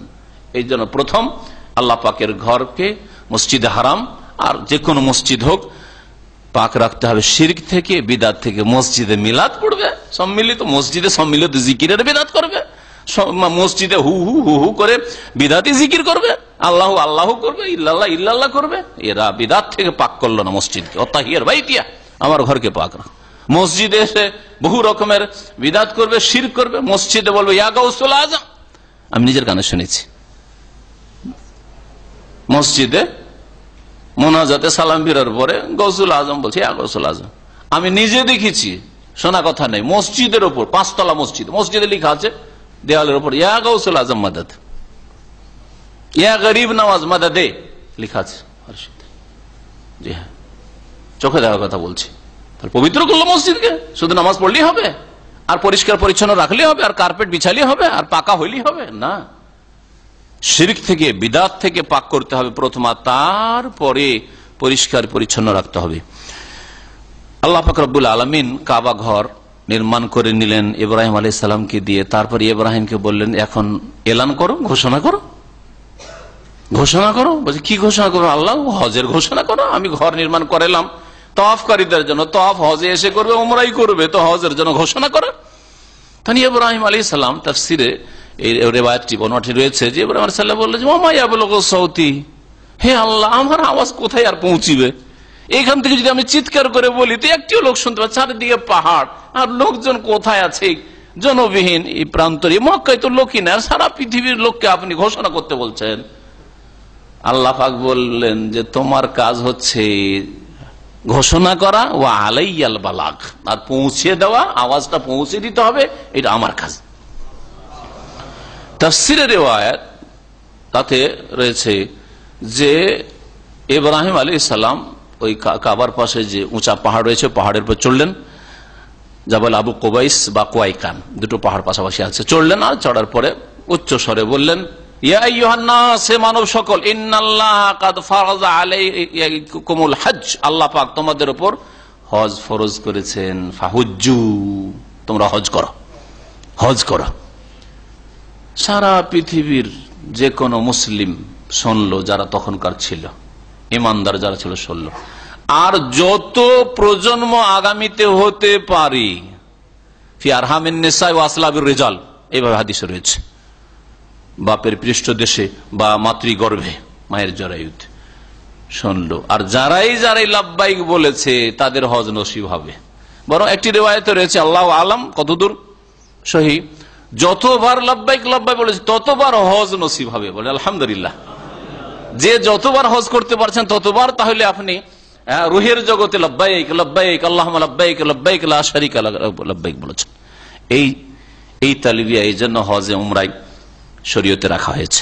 আল্লাহ পাকের ইরশাদ করেছে ওয়াযিন ফিন নাস বিল হজ, হে ইব্রাহিম তুমি মানবদের মাঝে ঘোষণা করে দাও, হজের ঘোষণা করে দাও। ইয়াতুকা রিজালান, লোকেরা তোমার কাছে আসবে পায়ে হেঁটে, রিজালান পায়ে হেঁটে। এ পায়ে হেঁটে আসবে, আগে আল্লাহ উল্লেখ করেছেন ওয়া আলা কুল্লি দামিরিন, আর প্রত্যেক শীর্ণ উটের পিঠে চেপে। দামের দূর থেকে সফর করে আস্তে আস্তে চলতে চলতে মরুভূমিতে খাদ্যের অভাব, উটের পানির অভাব, আর দূর দূরান্ত থেকে উট আসছে সওয়ারিকে বয়ে, যার ফলে শীর্ণ হয়ে গেছে, দুর্বল হয়ে গেছে, যেন দামের আল্লাহ বলেছে। এটা বলার উদ্দেশ্য এই না যে দুর্বল উট দেখেই তুমি চড়িও, এটা উদ্দেশ্য নয়। তো বাস্তব অবস্থাটা বলা হয়েছে, যারা মরুভূমিতে এইভাবে উটের পিঠে আসে, উট চলতে চলতে দুর্বল হয়ে পড়ে, উটের পিঠে তো চড়ে আসবে, যাতে করে তারা পায়ে হেঁটে আসে অথবা শীর্ণ উটের পিঠে চেপে আসে। এই আয়াতটার বাহ্যিক অর্থকে সামনে রেখে অনেকে বলেছেন যে আচ্ছা পায়ে হাঁটা উত্তম হবে হজ করতে গেলে, না যানবাহনে চাপা উত্তম হবে? তো একদল বাহ্যিক আয়াতে আল্লাহ যেহেতু আগে বলেছেন পায়ে হাঁটার কথা, সেজন্য পায়ে হাঁটা বেশি ভালো, আফজাল বলেছেন। কিন্তু এই আয়াত সেটা প্রমাণ করে না, এটা এর দলিল নয়। বরং এর চাইতে স্পষ্ট দলিল নবী করিম সাল্লাল্লাহু আলাইহি সাল্লামের সুন্নাত আদর্শ। যে নবী সাল্লাল্লাহু আলাইহি সাল্লাম মদিনা থেকে যখন হজে গিয়েছেন, হাজ্জাতুল ওয়াদা, বিদায় হজে, তখন পায়ে হেঁটে গেছেন। ইচ্ছা করলে পায়ে হেঁটে যেতে পারতেন, 400 কিলোমিটার, সেই যুগের মানুষ হাঁটতে পারতেন। পায়ে হেঁটে গেছেন না উটের পিঠে চেপেছেন? যেটা নবী সাল্লাল্লাহু আলাইহি সাল্লাম করলেন, অথচ পায়ে হাঁটতে পারতেন, তাহলে সেটা উত্তম নয়? এজন্য আর একদল বলছেন যে না, পায়ে হাঁটা উত্তম না। তাহলে এমন দূরত্ব যদি থাকে কেউ, যে আমি হেঁটেও যেতে পারবো হজে আর সওয়ারিতেও যেতে পারবো, কোনটা উত্তম হবে? সওয়ারিতে যাওয়া উত্তম হবে। কারণ নবী সাল্লাল্লাহু আলাইহি সাল্লাম সওয়ারি থাকতে পায়ে হাঁটেননি, যখন সওয়ারি নেই তখন আলাদা কথা। এমন তায়েফের লোক, জিদ্দার লোক যদি মনে করে যে 50 কিলোমিটার বা 80 কিলোমিটার 100 কিলোমিটার দূরত্বে আছি, হেঁটে হেঁটে চলে যাব, কারণ আল্লাহ বলেছেন আগে রেজাল, আগে বললে যে সেটা উত্তম হবে, এটা তার দলিল হয় না। ইয়াতিনা মিন কুল্লি ফাজ্জিন আমিক, যারা আসবে, এই সওয়ারিগুলি, এই বাহনগুলি লোকজনকে বয়ে নিয়ে আসবে, মিন কুল্লি ফাজ্জিন আমিক, দূর দূরান্ত থেকে। ফাজ্জুন মানে হচ্ছে রাস্তা, প্রশস্ত রাস্তা, দুই পাহাড়ের মাঝখানে বিশেষ করে রাস্তা। আর আমিক মানে হচ্ছে গভীর, তো গভীর দূর দূরান্তের রাস্তা থেকে। গভীরের জন্য বলা হচ্ছে, দূর দূরান্তকে বোঝানো হয়েছে। এই জন্য ভাব অর্থ করলাম যে দূর দূরান্ত থেকে লোকেরা আসবে, কেউ পায়ে হেঁটে আসবে, কেউ বাহনে চেপে আসবে, আর যখন যেই রকমের বাহন থাকবে তখন সেই রকমের বাহনে চেপে আসবে। কি জন্য হজে আসবে? আল্লাহ পাক বলেছেন লিয়াশহাদু মানাফিয়া লাহুম, যাতে করে তারা উপস্থিত হয় তাদের বহু উপকারিতার কাজে। অর্থাৎ হজে উমরায় আসলে এতে বহু উপকারিতা রয়েছে। উপকারিতা আল্লাহ কথা বলেননি যে দুনিয়ার না আখিরাতের, তাহলে আখিরাতের উপকারিতা রয়েছে, যেটাই হচ্ছে আসল, আর দুনিয়ারও উপকারিতা রয়েছে। আখিরাতের উপকারিতা যে হজ করবে, হজে এসে তাওয়াফ করবে, হ্যাঁ, নামাজ পড়বে বাইতুল্লাহ, তারপরে হজের বিধিবিধানগুলি পালন করবে, হজ করে গেলে গুনাহ খাতা মাফ হয়ে যাবে যদি হজ মকবুল হয়। ওয়াল হাজ্জুল মাবরুর লাইসা লাহু জাযাউন ইল্লাল জান্নাহ, হজ যদি মকবুল হয় তাহলে ওর প্রতিদান হচ্ছে জান্নাত। নবী সাল্লাল্লাহু আলাইহি ওয়াসাল্লাম বলেছেন, মান হাজ্জা ফালাম ইয়ারফুস ওয়ালাম ইয়াফসুক রাজা মিন যুনুবিহি কায়াউমিন ওয়ালাদাতু উম্মুহু, যে ব্যক্তি হজ করলো আর সেই হজে গিয়ে কোনো ফাসিকি মানে আল্লাহ পাকের নাফরমানি করলো না, আর কি করলো না, ওয়ালাম ইয়ারফুস, আর যৌন সম্পর্কেও কোনো গুনাহ করলো না, মহিলা আছে আর এদিক ওদিক তাকাচ্ছে এরকমও করলো না। আর কোরআনে আরেকটি আয়াত রয়েছে, ঝগড়া বিবাদ কারোর সাথে করলো না, সেটাও তার মধ্যে সামিল। ঝগড়া বিবাদ করা হচ্ছে ফাসিকি কাজ, আল্লাহ পাকের নাফরমানি। রাজা মিন যুনুবিহি, গুনাহ থেকে ফিরে আসবে, কায়াউমিন ওয়ালাদাতহু, ওই দিনের মতো হয়ে যে দিন তার মা তাকে ভূমিষ্ঠ করেছিল, নিষ্পাপ ফিরে আসবে। তো এগুলো মানাফে, বহু উপকারিতা, জান্নাত লাভ করবে। নেকির অনেক ব্যালেন্স নিয়ে আসলো, যেটা তার বাড়িতে থাকলে দীর্ঘদিনও হয়তো করতে পারতো না। লিয়াশহাদু মানাফিয়া লাহুম। আর দুনিয়ার মানাফি হচ্ছে মুসলিমদের ব্যবসা বাণিজ্য, অনেকে বিক্রি করে লাভবান হচ্ছে, অনেক কিছু সেখানে, হ্যাঁ, যেই কেনা বেচা হচ্ছে, যে মার্কেটটা হচ্ছে রমজানের ভিড় ভাড়ে, আর যে হজের মৌসুমে সেটা সারা বছরে হয় না, তাই না? একটা হজের মৌসুমে একজন ব্যবসায়ী মুসলিম যত হালাল উপার্জন করতে পারবে, যদি তার মধ্যে সততা থাকে, সারা বছরে পারবে না সে। এই হচ্ছে মানাফে। এছাড়া বহু মানাফে রয়েছে হজে আসলে। হজ হচ্ছে আন্তর্জাতিক সম্মিলন, সারা বিশ্বের মুসলিমদের সমস্যাগুলি জানতে পারবে, কাছাকাছি বসতে পারবে, মত বিনিময় করতে পারবে, একে অপরের কেমন করে সহযোগিতা করা যেতে পারে, হ্যাঁ, এগুলির ক্ষেত্রে কেউ পরামর্শ নেবে, কেউ পরামর্শ দেবে, কেউ সাহায্য করবে, কেউ সাহায্য নেবে, তাই না? তারপরে এখানে এসে দিনই আরো বহু উপকারিতা রয়েছে। বহু মানুষ আছে সারা বিশ্বের যারা শিরক বিদআতে ছিল, কিন্তু হজে এসে উমরায় এসে আলহামদুলিল্লাহ সহি আকীদা পেয়েছে। এটা মানাফে না? এইভাবে যদি চিন্তা করেন ভালো করে, তো বহু উপকারিতা রয়েছে হজ, উমরায় আর কাবা ঘরের জিয়ারতে। আল্লাহ পাক রব্বুল আলামিন তারপরে ইরশাদ করেন, ওয়ায়াজকুরু ইসমাল্লাহি ফি আইয়ামি মালুমাত, আর যাতে করে তার আল্লাহ পাকের নাম স্মরণ করে সুনির্ধারিত দিনগুলিতে। আইয়ামি মালুমাত এখানে বোঝানো হয়েছে আর কিসের উপর? সেটা হচ্ছে আলামা রাযাকাহুম, ওই সব জীবজন্তুর ওপর, গৃহপালিত পশুর ওপর যা আল্লাহ পাক তাদেরকে দান করেছেন, মিন বাহিমাতুল আনাম, অর্থাৎ গৃহপালিত পশু। বাহিমাতুল আনাম হচ্ছে গৃহপালিত পশু। তো গৃহপালিত পশু ছাড়া যেহেতু কুরবানি জায়েজ নয়, আর বাহিমাতুল আনাম হচ্ছে উট, গরু, ছাগল আর দুম্বা, ভেড়া, এই চার শ্রেণীর। আর কিছু কিছু ওলামারা যেসব দেশে গরু হয়তো হত্যাবন্ধ অথবা গরু পাওয়া যাচ্ছে না কিন্তু মহিষ পাওয়া যায়, তো মহিষকে বলেছেন যে নাও মিনাল বাকার, এক ধরনের সেটা গরুরই অন্তর্ভুক্ত, সুতরাং সেটাও জায়েজ। এটা হচ্ছে ওলামাদের ফতোয়া, আর সেটাকে এর গরুর মতোই তারা বলেছে। কারণ অনেকে আছে, যেমন ভারতে অনেক স্টেট আছে যে গোহত্যা নিষেধ আছে, এইরকমই আফ্রিকার বেশ কিছু দেশ আছে যেসব দেশে গরমের মহিষ পাওয়া যায়, হয়তো গরুর অভাব থাকতে পারে, তো সেই ক্ষেত্রে কোরবানি চলতে পারে, আল্লাহ আলম। তো আল্লাহ পাক রব্বুল আলামিন বলছেন নির্ধারিত দিনগুলিতে আল্লাহ পাক যে রিজিক দিয়েছেন গৃহপালিত পশুর, সেগুলির উপর আল্লাহর নাম উচ্চারণ করে, মানে আল্লাহর নাম নিয়ে জবাই করে, বিসমিল্লাহ আল্লাহু আকবার বলে যেন জবাই করে তারা। আর আইয়ামে মালুমাত মানে তাহলে কি হবে? কোন দিনগুলিতে জবাই করা হয় কোরবানি? ইয়ামুন নাহার 10 তারিখ 10 জিলহজ, আর আইয়ামে তাশরিক 3 দিন 11, 12, 13। তাহলে কোরবানির দিন হচ্ছে 4 দিন, 3 দিন। ভালো করে শুনে রাখেন, 4 দিন। নবী করিম সাল্লাল্লাহু আলাইহি ওয়াসাল্লাম বলেছেন, হাদিস রয়েছে যে ইয়ামুন নাহার ও আইয়ামুত তাশরিক, আইয়ামুজ যাবহিন, এগুলি হচ্ছে জবাইয়ের দিন। পক্ষান্তরে হানাফি মাযহাব হচ্ছে 3 দিন। তার মানে আইয়ামে তাশরিক পুরোটা তারা কোরবানির দিন মনে করেন না, তার মনে করে 10 তারিখ, 11, 12, 13 তারিখ তাদের কোরবানি নেই, অথচ সেই হাদিস দ্বারা প্রমাণিত। আর আইয়ামে তাশরিক হচ্ছে এই যে আইয়ামি মালুমাত, মানে হচ্ছে আইয়ামে তাশরিক। ওয়াজকুরুল্লাহ ফি আইয়ামি মাদুদাত, আল্লাহ পাক বলেছেন আইয়ামে মাদুদাত মানে হচ্ছে সেই আইয়ামে তাশরিক গুলি, মানে 11, 12, 13 আর উপরন্ত 10 তারিখ তো কুরবানির দিন আছে। তবে 10 তারিখেই কুরবানি করা উত্তম, এতে কোনো সন্দেহ নেই। কারণ নবী সাল্লাল্লাহু আলাইহি ওয়াসাল্লাম 100টি কুরবানি করেছেন। 100টি, তাও কি হ্যাঁ, ওট কুরবানি করেছেন নবী সাল্লাল্লাহু আলাইহি ওয়াসাল্লাম। 100টা কয়দিনে জবাই করেছেন? 10 তারিখেই জবাই করেছেন। যদি সমান সমান নেকি হইতো তো নবী সাল্লাল্লাহু আলাইহি ওয়াসাল্লাম 10 তারিখে কিছু জবাই করতেন, ঠিক আছে 40-50টা জবাই করে দিলাম, বাকিটা 10টা করে 11, 12, 13 তারিখ পর্যন্ত করতেন, কেন করলেন না? তাহলে বোঝা গেল যে উত্তম হচ্ছে 10 তারিখে কোরবানি করা, তবে 11, 12, 13 পর্যন্ত জায়েজ রয়েছে। এই 4 দিনই হচ্ছে কোরবানির দিন, আইয়ামে মালুমাত।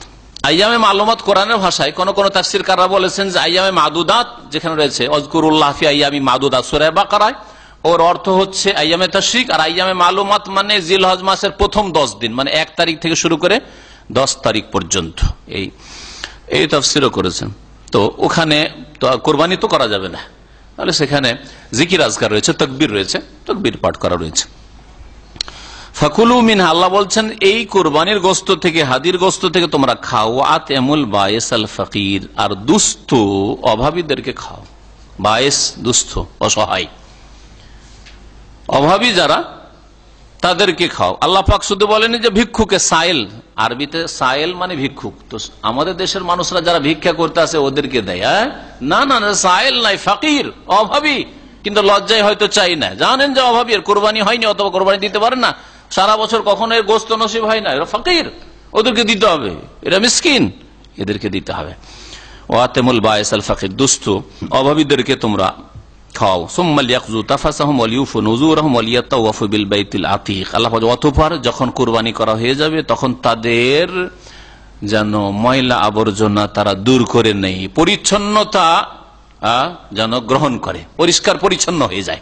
পরিষ্কার পরিচ্ছন্ন হয়ে যাওয়া মানে চুল কেটে নেওয়া, নখ কেটে নেওয়া। কয়েকদিন এহরামে ছিলেন, নখ বড় হয়ে গেছে, মোজ বড় হয়ে গেছে, চুল কাটবেন, যেহেতু মাথা মুন্ডন করা উত্তম, মাথা মুন্ডন করেন, অথবা চুল পুরো মাথা থেকে ছোট করবেন, এর মাধ্যমে এটা হচ্ছে ওয়াজিব। আর এটা হচ্ছে হজের একটা অংশ। এটা বোঝানো হয়েছে কাজায়ে তাফাস, এই নয় যে ওই দিন সাথে সাথে দাড়িটাও মুন্ডন করবেন, যেমন আজকালকার মুসলিম হাজিদের অবস্থা। মেজরিটি হাজি, হ্যাঁ 10টা দিন, মাশাআল্লাহ কত ফেরেশতা, যে কয়দিন এহরামের অবস্থায় আছে চুলও কাটে না, দাড়িও কাটে না, একটা চুল এখান থেকে পড়ে গেছে অনিচ্ছাকৃত, এসে মাসলা জিজ্ঞেস করে, মাঝে মাঝে হাসি লাগে। কারণ হজের দীর্ঘদিন এখানে সৌদি আরবে 25 বছর হয়ে যাচ্ছে, হজের অনেকগুলি ডিউটি, সরকারি বেসরকারি ইসলামিক সেন্টার সব রকম ডিউটি করেছি। তো হজের হাসি বলছে আমারই যে একটা চুল পড়ে গেছে, আরো জন হাসি করেছে আমি ঘুমিয়েছিলাম আর মাথাটা অনিচ্ছাকৃত ঢেকে নিয়েছি। এইগুলো ফতোয়া জিজ্ঞেস করা, আর এই ফতোয়াটা জিজ্ঞেস করেন আচ্ছা হজের পরে 10 তারিখের পরে মাথাটা মুন্ডন করলাম, তো দাড়িটাকে মুন্ডন করা যাবে? এটা কেন জিজ্ঞেস করেন না? এটা কেন জিজ্ঞেস করেন না? তো এইরকম মুসলিমদের উদাহরণ ওই রকমই, যেমন যারা হোসেন রাদিয়াল্লাহু তাআলা কারবালাতে শহীদ করেছিল, আর তারপরে এসে আব্দুল্লাহ বিন ওমরকে এসে জিজ্ঞেস করছে যে হজে ইহরামের অবস্থায় মাছি মারা যাবে? তখন বড় রাগান্বিত হয়েছে আব্দুল্লাহ বিন ওমর, আর বললেন যে বোধ প্রকৃতির মানুষ তোমরা, কাতালতুম ইবনা রাসূলিল্লাহ সাল্লাল্লাহু আলাইহি ওয়াসাল্লাম, রাসূলুল্লাহ সাল্লাল্লাহু আলাইহি ওয়াসাল্লামের সন্তানকে তোমরা খুন করেছো, ওয়া তাসালুন আনিল বাউদা, আর মাছির ফতোয়া জিজ্ঞেস করছো? হ্যাঁ, মাছি আর মশার ফতোয়া জিজ্ঞেস করছে যে ইহরামের অবস্থায় মশাতে জ্বালাচ্ছে, আর জ্বালায়ও। রাত্রে গিয়ে ভোরে ভোরে আপনি চলে যান, একটু অন্ধকার থাকতে আরাফায় চলে যান, কি অবস্থা। হ্যাঁ, মশার ফতোয়া জিজ্ঞেস করছো, আর ওইদিকে রাসূলুল্লাহ সাল্লাল্লাহু আলাইহি ওয়াসাল্লামের নাতিকে খুন করে এসছো, এরাকে লজ্জা লাগে না? তো চিন্তা করেন, আপনি একটা চুল পড়ে গেছে, আপনার ইচ্ছা করেন না, মাথাটা নিজের ঘুমের অবস্থায় মাথা ঢেকে নিয়েছেন, আপনি ইচ্ছা করেন না, এই ফতোয়া নিয়ে পেরেশান হজ হইল কি হইল না, নাকি দম লাগবে, আর এর জন্য কত দম দিবেন? হ্যাঁ, শরীয়তে যেটা ওয়াজিব, এর জন্য কিয়ামতের দিন কোথায় দম পাবেন? আল্লাহ যেটা দম দাও তো দেখি, খুব তো দম দিয়ে এসছো। আমাদের দেশের এহতিয়াতি দম দেয়। অনেক হানাফি হাজির আসে কি করে, 4-5টা এক্সট্রা দম দেয়। তাদের সাথে থাকলে বুঝবেন, বলছে এত দম কিসের দিলেন? বলছে কত ভুল ভ্রান্তি হয়েছে, কত চুল পড়েছে, কি হয়েছে না হয়েছে, কত জায়গায় চুলকে দিচ্ছি, কি করেছি না করেছি, হ্যাঁ সেই জন্য 2-4-5টা দিয়ে দিলাম, পয়সা আছে, অসুবিধাটা কি? সুবহানাল্লাহ, এটার নাম ইসলাম? আপনি খেয়াল খুশি দম দিতে থাকেন, গুমরাহি, এগুলো বিদআত। আল্লাহ পাক বলছেন যে ময়লা আবর্জনা দূর করবে, তারা মান্নত পুরা করবে, মানে মান্নত পুরা করা মানে কোরবানি জবাই করবে। আর যদি অন্য কোনো মান্নত থাকে, কেউ মান্নত করেছে আল্লাহ যদি হজ নসিব করে তো আমি কিছু দান খেরাত করবো, নামাজ পড়বো ইত্যাদি, যদি জায়েজ মান্নত থাকে। ওয়ালিয়াত্তাওয়াফু বিল বাইতিল আতিক, আর প্রাচীনতম ঘরের যেন তারা তওয়াফ করে, মানে তওয়াফে ইফাজা, যেটা তওয়াফে জিয়ারা, যেটা হচ্ছে রুকুন ফরজ তওয়াফ, সেই তওয়াফটা যেন সেই দিনেই করে, সেই দিনে করা উত্তম, 10 তারিখে। আল্লাহ পাক রব্বুল আলামিন এই বিষয়গুলোর দিকে এই আয়াতে ইঙ্গিত করেছেন। সময় বেশি হয়ে গেছে, এখানে শেষ করছি। ইনশাআল্লাহ তাআলা আগামী সপ্তাহে এখান থেকে আবার তাফসীর যখন শুরু করব তখন আবার এই বিষয়গুলি আরো বিস্তারিত ফিরিয়ে দিব। আল্লাহ পাক যেন কোরআন বোঝার তৌফিক দান করেন। আল্লাহ পাক রব্বুল আমাদেরকে বারবার হজ করার জন্য তৌফিক দান করেন। যেসব ভাইরা বোনেরা এখনো হজ করতে পারেননি, মুমিন মুমিনাত, আল্লাহ পাক তাদের বাইতুল্লাহর হজের জন্য আসার জন্য তৌফিক দান করেন। সাল্লাল্লাহু আলা নবিয়িনা মুহাম্মদ ওয়া আলা আলিহি ওয়া সাহবিহি আজমাইন।